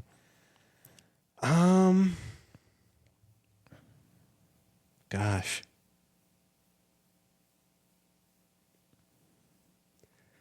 Yeah, I don't. Because there's not like a lot of celebrities that I really like that would also be in the same circles of being in that list. There's not a lot of celebrities that I would like that would also be in the same circles of The Epstein list. Like, there's no way any of the bands I listen to, like, none of them are big enough to have. Sure, but if they Ever were, so it would be one of the bands. Yeah, It'd be the yeah. Australian punk metal band. Yeah, again. I mean, if anybody from like A Day to Remember or like, Avenged Sevenfold or, if anybody from those bands was like on that, I'd be heartbroken. Okay. But there's nobody that could have been on the list, right? That we don't know, right. That I would be like, ah, man. So Avenged Sevenfold on the Epstein list would sincerely depress you. Yeah, I mean, maybe Tom Hanks. I forget if his name was on the list or I not. think he's accused. Keanu Reeves, probably. Keanu Reeves would be sad. That would be devastating. Keanu Reeves. Because he has such an impeccable public image. Best one I heard was Mr. Rogers. I thought that was Mr. Rogers on the Epstein would list. be pretty rough. It's funny. He's from Pittsburgh. He's from Really? Philadelphia. Ah. No. Pennsylvania. Yeah. Shane Gillis, that would be a huge hit to the community. Yes. Yeah. Well, so this is why the younger politicians are like, release the Epstein list, because they were like 12. You know what I mean? Yeah. So they none of their friends were on it. Mm-hmm. None of them were on it, and they're like, oh, dude, we have these boomers. We have these. There's a really good argument that people are making, which is if you had a really rich friend and he was like, hey, you want to get fucked up on an island I have? you would have been like, yeah, dude, let's fucking go, you know? And I think, honestly, if I was rich, I would have gone too. Doesn't sound like a bad time. Now, there's obviously a stigma around billionaire with an island, so that is weird. But back then, 2010, it's like, yeah, fucking whatever, dude. Well, so I have a lot of theories and stuff about this. It's like, okay, well, just because you were at the same party with them doesn't mean that you were doing the same things as them. Correct. That's a possibility. True. If you went to the island once, you didn't necessarily see stuff, but if you went a bunch of times, Good chance. you probably saw something. Right. Like my buddy Josh Kabaza has this great bit where he goes, Bill Clinton was like on the flight logs like 30 to like 70 times or whatever. Says he has no idea about like any child sex trafficking. He goes, that would be like if you went to Disneyland 72 times and you were like, mouse? I don't know nothing about a mouse. That's good. That is good. That is good. Yeah, it's like if you were hanging out with him that much, like then you learn some things. Been to Thundercloud 58 times. I'm like, they sell sandwiches there? I didn't even know, dude. I've never seen one. You're like, wait a minute, Wendy's has square patties? What? Yeah. I don't know what you're talking about. Yeah. That is funny. But That is good. so I think also this is going to be like a weird metaphor, but like serial killers in the 70s and 80s used to leave all kinds of DNA behind because back then you couldn't do anything with DNA. Right. But the police were collecting it. Right. Because they were like, maybe we can do something with this in 10 years as technology gets better. Oh, that's smart. Yeah. So Genius. So then DNA comes out, and I bet you all these serial killers were like, oh, yeah, I wouldn't have left that stuff if I knew that this was coming down the pipeline. Right. So all these people on Epstein's Island in the 90s and early 2000s, kind of, you don't know what the internet can do yet. You're like, oh, yeah, nobody's ever going to find out about this. Mm-hmm. Nobody's ever, like, this is all in our control. We can get away with this, blah, blah, blah. But as the technology got better, it's like, okay, now everything's out. That's a good parallel. So I think, like the next generation of politicians, we're all going to be more careful because we're used to just being surveilled all the time. Yeah. Everything's out in the open now. Yeah. You can't get away with shit anymore. You can't get away with anything. Yeah. Yeah, that's a good point. That is a good point. Okay, next one. If you could have any superpower.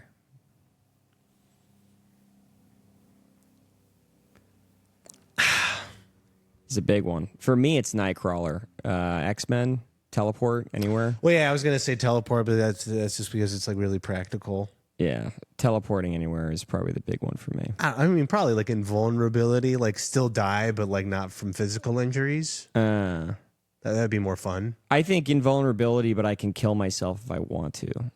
So if I'm really just done, then I can just do it. Yeah. That wouldn't be too bad. Because I have so many just like, petty thoughts on the road about like, oh, you cut me off. Like, I wish I could just slam into the back of your fucking car. But if I was invulnerable, be like, oh, yeah, dude, I'm not stopping. I'm doing it. Shit. Yeah, you can make money that way.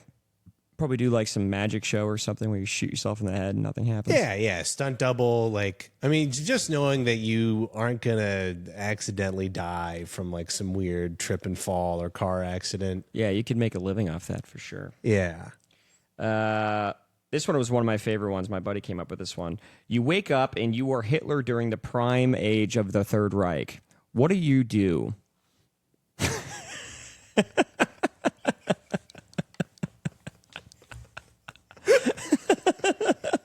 I wake up, I am Hitler. You're Hitler and at the height of the Third Reich. The Third Reich. What's your first move? I mean, figure out a way to apologize to the Jewish community. Because it is. You try to turn it around straight up. Just try to be like, guys, we made some pretty big mistakes. Well, because he didn't want to go down in history as the worst person ever. No. But he surely did. But he was on top of the world at one point. So that is like a good feeling. Right. To have. Right. But knowing what we know now, pump the brakes. You'd hit the brakes. Everything stops immediately. Just like, hey, like Volkswagen, that is a good car company. Keep that. Yeah. Concentration camps, we don't need. Shut that shit down. Yeah. So you try to salvage. Yeah. Yeah. I mean, if I still have my like mindset. Right. Yeah. I think, honestly, I'd probably obviously stop killing Jews, but I would just, you're going to die. Like, there's no chance you're turning that boat around. I'm going to just party probably until I'm dead. I would just go full party mode. I mean, yeah, they were doing a lot of meth. They were doing a lot of crazy shit. Yeah. You do what you can, but I mean, you're going to get assassinated if you do it too hard because someone below you is going to be like, what happened to Hitler, dude? This guy changed. And then they're going to shoot you and kill you. Yeah. Or you just party and you're like, leave it to the generals. Hopefully they can. I mean, maybe get to South America sooner. Yeah, that's right. He's still there today. Yeah. We know he is. Yeah, figure out how to not die in a bunker. Right. Yeah, it's like, just having the thought like, oh yeah, if all the lives and all the people you get to be, I get to be me. Yeah. Like he was Hitler. Yeah. That's crazy. That's crazy. Yeah, dude. Imagine that's your life. I know, that's so crazy. Sometimes I get that feeling sometimes where like I'll watch Nat Geo or something and I'm like, man, like fucking 99% of humanity is like scrounging for food on the floor, broke as shit. And here I am, a white guy in the US, like I'm doing like what a life. So sometimes I have that feeling, Yeah. But to be like, yeah, I'm Hitler, that's a whole other level. That's a whole other level. Yeah. Yeah. I mean, it's like, when you understand like all the people you could have been and you get to be, I'm not saying like it's a good thing, but like you're a very notorious figure. Like that's your life. Right. Like we don't even know how to handle that. Like a lot of people can't handle. Sure. Yeah. Yeah. Like that kind of shit drives you crazy. So like, as you're saying with like scrounging around for food, this kind of ties into all the stuff I was saying about like how technology isn't healthy for us. So there's actually like enzymes and mechanisms in our body that prevent us from putting on too much muscle because being too big requires too many calories and it's bad for your heart. We do not have the same mechanism for too much fat. You can keep getting fatter and fatter and fatter. But that's probably on purpose. Well, because all throughout human history, the idea that you could eat yourself to death was impossible. It was impossible. There was no way you could garner enough resources without expending that much energy. Right. But also, I think in other animals, like a seal, there is a benefit to just keep getting fatter. Or even a bear. Well, yeah, if you just keep getting fatter is a good thing. Well, yeah, it keeps them like warm throughout the winter. But like everybody was thinner 100 years ago, not because of more discipline. Right. Like less people cheated 100 years ago, not because of they were more disciplined. It was just less access to technology. Yeah, there was less temptations, less corruption. Customer service was better 30 years ago because not everybody had a weed pen in their pocket. Like now, every bartender's high out of their mind. Every server is just. That's probably true. I didn't think of that. Yeah, everyone's just toasted. Yeah. That's just completely blitzed. So you're against. You are kind of a conservative in a lot of ways. Well, I think you don't want to admit it. Well, I mean, in this regard, like, yeah, if that belief is conservative, then it is a conservative And I agree belief. with it. I agree with it. And I think in a lot of ways that might make me conservative. I consider myself a liberal my whole life, but like this and things like this, I'm like, maybe it isn't a great idea that weed is just so easily accessible to everybody at all times, forever, always. Well, I think being alive today is going to require a lot more discipline than ever before because like how we have mechanisms to stop putting on too much muscle. Right. Just like with sexual partners, there is not any natural mechanism that tells guys to stop. Yeah. That's purely going to come from cultural beliefs or personal values. So then now you're advocating for religion.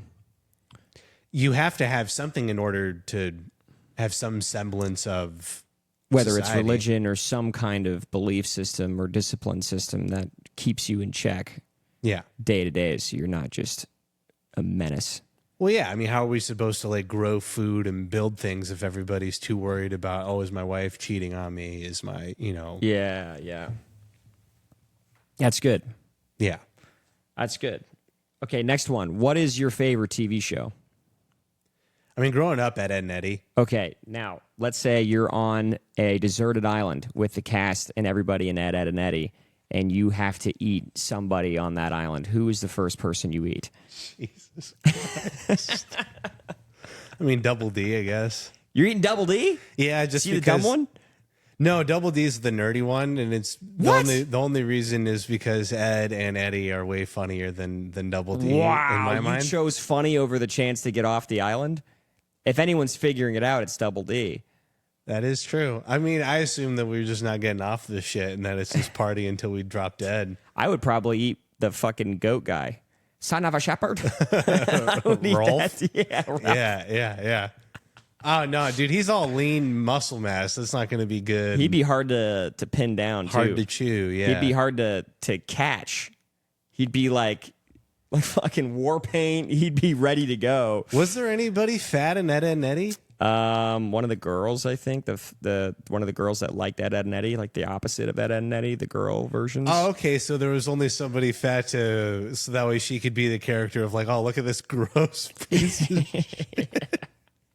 This gross person. That's loves right. you. Yeah. Dude, so much of like you definitely could make these shows today. Yeah. Yeah. That show probably wouldn't fly today. A lot of shows wouldn't fly. I think the only reason why SpongeBob got so popular is because people started talking about how SpongeBob might be gay. So it was like, oh, here we go. Oh yeah, I've got like the whole bit about that. Yeah. I mean, it's super short. It's like everybody's parents are like, it's gonna make the kids gay, and well, now everyone's gay. So I think that they were pretty on point. Everybody's gay now. Yeah. Yeah. Okay, next one. You have to play one board game with someone. If you lose, you die. What's the board game that you're going to pick? Ooh, I mean, the first thing that came to mind was Monopoly. Damn, that's a risky move. That's crazy. Well, you can also just like play that in perpetuity. Yeah, but Monopoly isn't really. What do you mean in perpetuity? It's going to end at some point. It's a long game. Yeah, but we're talking 45 minutes here, dude. You've done 45-minute Monopoly games? You play a 1v1 Monopoly with somebody. Yeah, you might stretch it to like 2-3 hours, but someone wins, and it's usually luck. What? Oh, okay, so you're going to choose like Risk? Risk is also usually luck, to be honest. You're rolling dice at the end of the day. All the games are luck. Everything's you draw cards, Yeah, everything's you roll dice. I guess it is kind of preference then. So Yeah. you'd rather go out doing a capitalistic fucking Monopoly game? Not even play Sorry or Boggle? Sorry doesn't even let you roll the dice. You have to like hit a stupid thing in the middle. Yeah, it's true. And like, I mean, I guess the skill games would be like Connect 4, but that game lasts 4 seconds. It's not even technically a board game. It's a standing Yeah. plastic game. Yeah. Okay, not as good as I thought. This is a fun one. Your mom and girlfriend swap bodies, and the only way to swap them back is to have sex with one of them. Which one do you have sex with? So your mom's brain in your girlfriend's body, or your mom's body with your girlfriend's brain? I had a massive debate about this one for a while. Yeah. Well, so.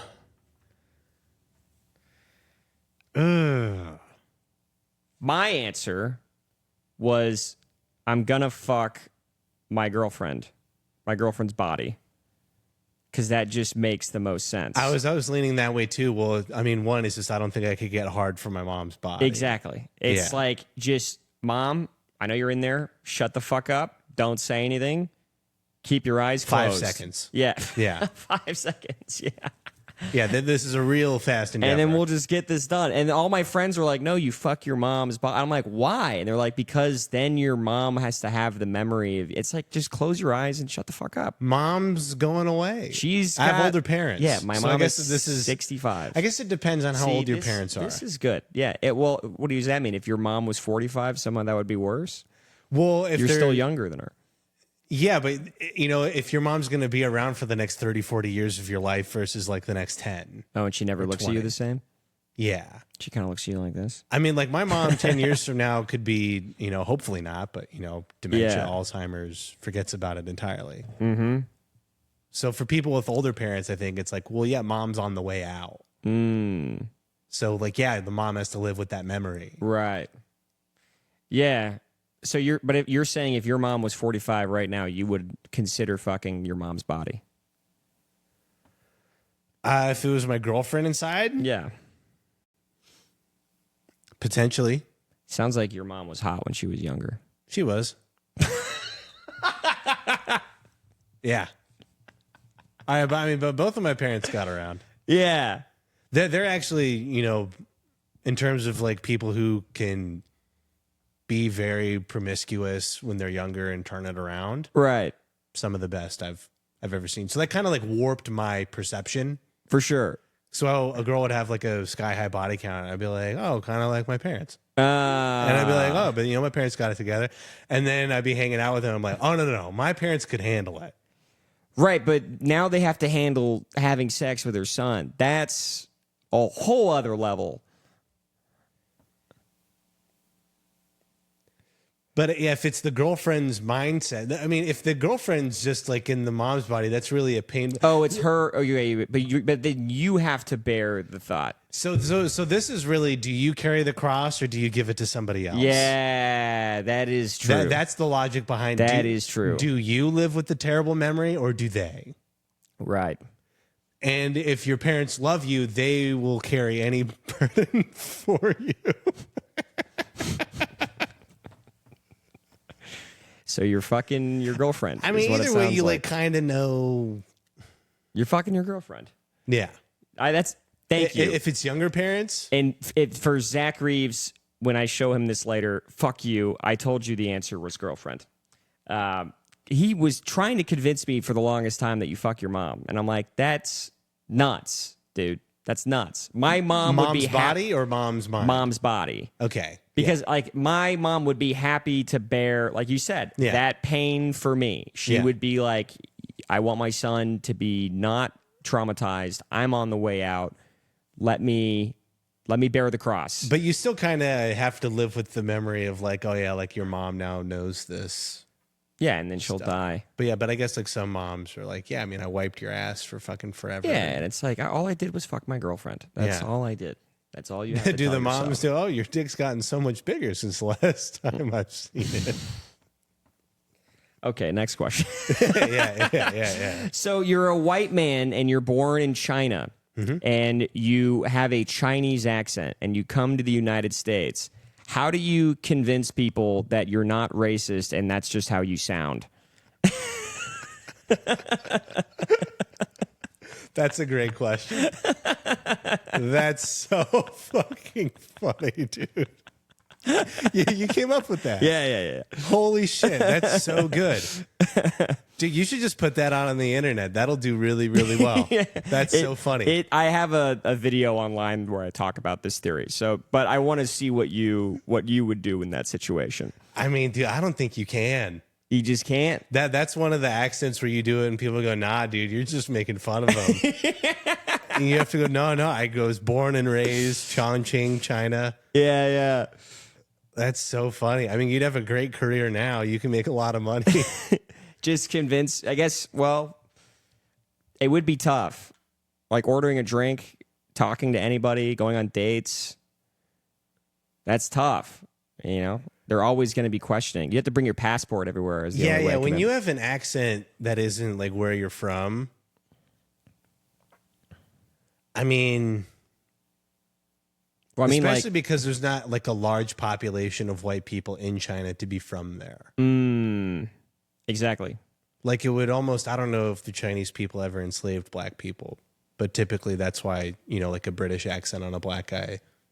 I mean, if it's your first time hearing it, it takes some like getting used to. Right. But when I see a British accent on a black guy, it's not that uncommon now. Yeah, it's not that uncommon. But to the Chinese, seeing a Chinese American person not know how to speak Chinese is strange. Yeah. They're like, what the fuck? Yeah.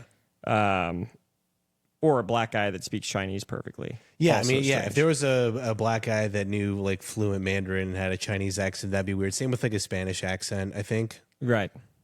But I mean, there's a lot of black people in Brazil. There is a lot of black people in Brazil. Yeah. Black people speaking Spanish, I think, is not that crazy. Yeah, yeah. Black person speaking Chinese fluently would be pretty crazy. So I grew up around a lot of Mexicans. So now that I'm meeting people from Spain, the idea that white people speak Spanish seems so weird to me. Right, but 'Cause they that's- speak gay Spanish in Spain. it's- Está aquí. it's gay Spanish. But like, you know, like, My family all speaks Portuguese. My buddy's like, Portuguese is just gay Spanish too, bro. And I'm like, yeah, I guess you're right. yeah.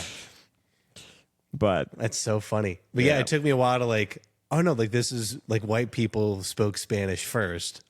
And then they just imposed that on South America and Mexico and all that stuff. But to me, I was like, I don't know, I'm like Mexicans speak Spanish. right. That's like their so it's language. weirder to see a white guy speaking Spanish. Yeah, like Rick Diaz, like meeting him. Oh yeah, he's very white. Yeah, he's very white, but the fact that he's like fluent Spanish, his name's Ricardo, like Right. all that stuff, and he's like, yeah, this is, it was the culture. I was like, oh, holy shit, like just like a mind. Yeah, it's a wild thing to see. Yeah, Black people speaking German would be pretty wild, that might be. or even Russian. Yeah, I mean, if a black person knew German or Russian, that might be the most intimidating person alive. Would be pretty good, or even like a Nordic language, like Swedish. Swedish isn't really intimidating. It doesn't have like the same harsh. Yeah, I think probably German is the most intimidating Yeah. of most of. I think probably all the languages. I think German is one of the more intimidating ones. I can't think of anything that even comes. Is it a comes coincidence close. that an intimidating language also has like a past of being the worst people on the planet? I think not. I think the reason why we think it's intimidating is because we all grew up with media that shows that language being intimidating. That could be true, but at the same time, objectively, just hearing that language, it's like, Jesus, what are you talking about over there? You know, It is harsh. it's a lot of consonants, sharp consonants coming at you fast. Yeah. So I think in that way, yeah, it's pretty intimidating. Do you know this local comic guy, Jeevan Subramaniam? Yeah, So he's a funny bit I love about the animals. He's like, would you eat an animal if it could speak our language? Like if it could speak? And he goes, only if it didn't speak English. I think that's funny as hell. So he was doing this bit about how Indians are really glad that Christopher Columbus didn't land in India. Yeah. And I was telling him, yeah, could you imagine Spanish with an Indian accent? That's funny. That'd be the worst. Estar aquí. Yeah. ¿Dónde está la ¿Dónde biblioteca? está la biblioteca? Yeah. That would be Oi, puppy. Just, Bob's and Vagine. No, that's the same. yeah, it just like completely takes all the sex appeal out of Spanish immediately. Yeah. Or even French. An Indian guy speaking French. Voulez-vous coucher? No, it still sounds kind of cool, actually. Yeah, all those languages. So, like, whatever languages they were speaking in South America originally Right. jived really well with Spanish. Yeah. Well, I think Portuguese in Brazil sounds way better than Portuguese in Portugal. Yeah. Like it sounds way more beautiful. And then Portuguese in Portugal is kind of gross. It's like. Is that because in Portugal their asses just aren't as fat? It might be. Yeah. It might be. I think like you said, though, it's the native languages. Yeah. The native languages were already kind of pretty, and then they kind of incorporated those. But I think the same thing with Spanish. Like the Spanish from Spain is okay, but I think the Spanish from like all the South American countries sounds a lot cooler. So you just like what they've done with it.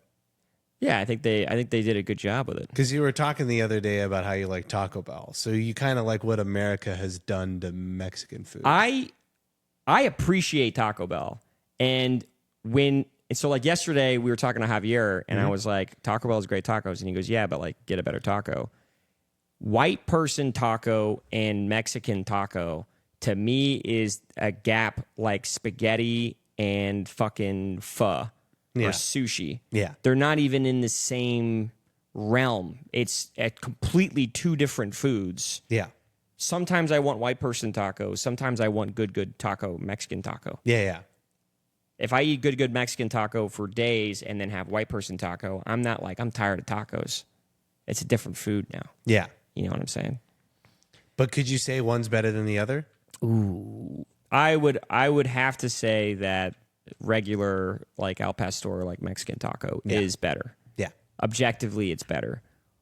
But still love that shit. Yeah. Still love that shit. Yeah. Last one. I'm not sure about this one. Aliens are probing your brain, and they scan your mind to find your least favorite country to destroy. What country would they destroy? Well, the way that the question's worded, and this is just my autistic brain, Yeah. is it the least favorite to destroy because it is the one that I would want least to be destroyed? No. Your least, Your or the least- country I hate. The country you hate the most is about to be destroyed. What country would it be? I mean, the first one that just came to mind, and for no reason at all, just said Uganda, and that's only because we talked about it earlier. And apparently they have $12 trillion of gold under their soil. So why? So you would want to blow up Uganda for what other reason? I mean, there was no reason. You know, it just came up. I don't really have strong opinions about countries that are out there. Yeah. So that was just the first one that came to mind, and it's because we talked about it earlier. Yeah. That one wasn't as good of a question. But Are there countries you don't like? my number one would be Argentina. What do you not like about Argentina? They're assholes. Is it because they stole like the entire coastline from whatever the... Oh, no, I'm getting Chile confused with Argentina. Well, Chile has a coastline. They stole a coastline from Paraguay. The problem I have with Argentina is that they just invented tango, and they think that because of that, they're the culturally superior to everybody else in South America, and they're not. They're just annoying. That just sounds like a very Brazilian thing of you to say. That is a very Brazilian... I went to Argentina once, and I remember everybody was just so fucking snooty and pretentious, and I was like, God, these people suck. I mean, that's how I feel about any country that likes soccer. Yeah? Yeah. You've been where have you been to Mexico? I don't think Mexicans are like that at all. No, they all love soccer. No, it's football. Oh. Your football isn't football. Our football is football. Oh, you mean that? Okay. Yeah. I'm like, no, it's soccer.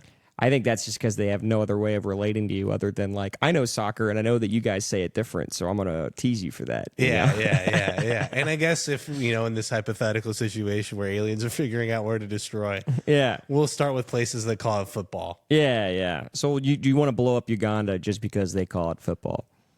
I don't even know what Uganda calls it. I know nothing about. I would assume African they call it countries. football. I would assume, but I'm Yeah. not sure. Yeah, But then you'd also, what Uganda does have is rhinos, they do. and you blow up all the rhinos. I mean, that's not a reason to not. I mean, if one has to go because the aliens are like, hey, one has to go. Right. Now, that's a different question. Right. One country has to go. That's a very different question because now it's not about your personal beliefs around that country. It's just the most practical country. I mean, The Maldives, Vatican, Vatican City. because it's technically a country, but it's the size of a city. Right, but we're also talking about casualties. And Vatican City is a small country, but it does have a lot of people living there. Me personally, I think What is the least populated country?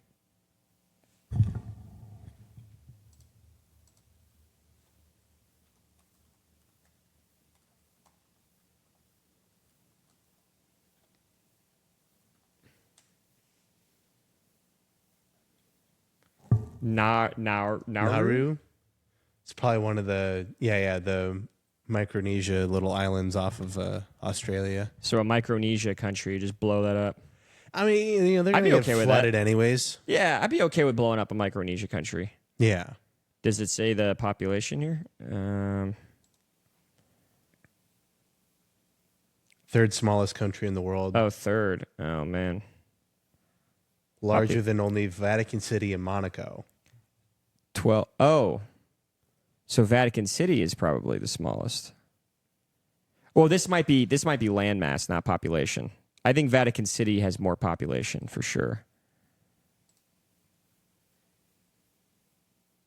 Population. Oh. Yeah, population 882 people. It gets a lot more visitors. Wow. Yeah, so I mean, you kill the Pope, who's like an important figure worldwide. Yeah. But if a country has to go it's Vatican City with the then. least casualties, it's the Vatican City. Wow. I didn't realize that I thought there were a lot of people living in Vatican City. Yeah, just like the crime rate in the Vatican City, like per capita, is super crazy, but that's only because it gets a shit ton of visitors. Right. So there's a lot of people committing crimes there that don't live there. Okay, yeah, then Vatican City is the answer for sure. Yeah, but then you have to weigh what does essentially blowing up the Pope and the Holy Land do to the rest of the world? I don't think it matters. Yeah, I mean, well, we're not. I mean, I'm not religious. I'd be totally fine blowing up the Pope. yeah, I didn't grow up religious, but you know, how does that affect all of the countries and like, I mean, essentially half of the planet that follows? I mean, you could still be Catholic and not have a Pope. I mean, that's what we think. Maybe. I don't know what they think at all. I mean, they just get a new Pope, right? Yeah, but they're like, Holy Land is blown up. Then what happens? I don't know what the cascading effects are from. For blowing up the Catholics? Do they just kill all the people, or is it So just we like? we said 882 people live in Vatican City. The next most populated is 10,000. That being said, is an additional 9,000 lives worth the complications around what's going to happen when the Catholics lose their Holy Land? I mean, it might not be. Yeah. 9,000 people in the grand scheme of things. Unfortunately, when people become numbers and stuff becomes statistics, in the grand scheme of things, You're sounding like Hitler now. no. I'm kidding. Yeah. But I mean, if we're going for the least amount of casualties possible, the Vatican City, do they just kill everybody, or it was just like All wiped dead. up? All dead. Everybody's dead. But the country is still there. I mean, the land is there, but it's just like obliterated. It's all okay. It's all Everybody dust. there is dead and it's dust. Yeah. Yeah. I just don't know what complications, like what countries are not killing each other because the Pope is like, you're both Christian. You know what I mean? I don't think the Pope is doing that with anybody, really. I just feel like... I know historically that's been the case. I feel like if the Pope died right now in a massive explosion that blew up Vatican City, people would be like, oh my God, there'd be mourning. They would get a new Pope. They'd probably start rebuilding Vatican City. And they would just make it again. Yeah, because it's not like this is the Pope dying in the 1400s. Yeah. Or like the Pope getting obliterated where... I don't think the Pope is like keeping anything together that like if he goes, then all hell breaks loose, you know? Yeah. Yeah, that might be true for the Pope today. Right. But you're right, like in the 1700s or something, if the Pope died, could cause some problems. I mean, the Pope and the church were like some of the first people to be like, hey, you can't just keep having sex with your cousins. Yeah, they would make the rules. Yeah, you need to. So it was very important in that regard. But even then, popes would die. So, I mean, it's just like, you know, a pope dies, you bring in a new pope. And it's like, all right, what does this guy think? That is true. Yeah, popes die all the time. Yeah, I mean, I'm assuming that all 82, it's all cardinals, clergy, popes. Like, it's not... You're pretty much only killing... You're just killing high-ranking officials of the Roman Catholic Church. Which, to be honest, they're probably all pedophiles. So... Yeah, I guess if you had to blow up a country... It would probably be Vatican City. For the sake of the children. Per capita, highest pedophile rate. Probably than anywhere else on the planet. I mean, the Chicago Pope just became the Pope. True. Yeah, it would be a shame to lose the American guy. Yeah, it would be a shame. Yeah. I might take those 9,000 lives just to keep my boy. just to make sure there's no ketchup on hot dogs inside of that. Yeah, dude. Just to still be like, yo, American Pope. I went to Mexico for a wedding like 4 months back, like right when that happened. And these guys were harassing us on the street. They were like, fucking Americans, go home. Like they were like getting racist on us. Mm-hmm. And at one point I turned and I was just like, you're praying to our Pope now, bitch. And they were like, oh, what the fuck? Like Chi-Town. Yeah, I was like, get some pussy. You pray to my Pope. That's so funny. Felt good. Felt powerful in that moment. Yeah. But anyway. That was a fun little thought experiment. Yeah, that was good. I might do that more. I was like, I'm going to try it just because I'd never tried it. And I think that was fun. We're at 2 hours. So I'm going to do a heartbeat check. Are you good? I'm good. You want to call it? Yeah. Let's call it. Peace. Had fun. I didn't realize there was like a dog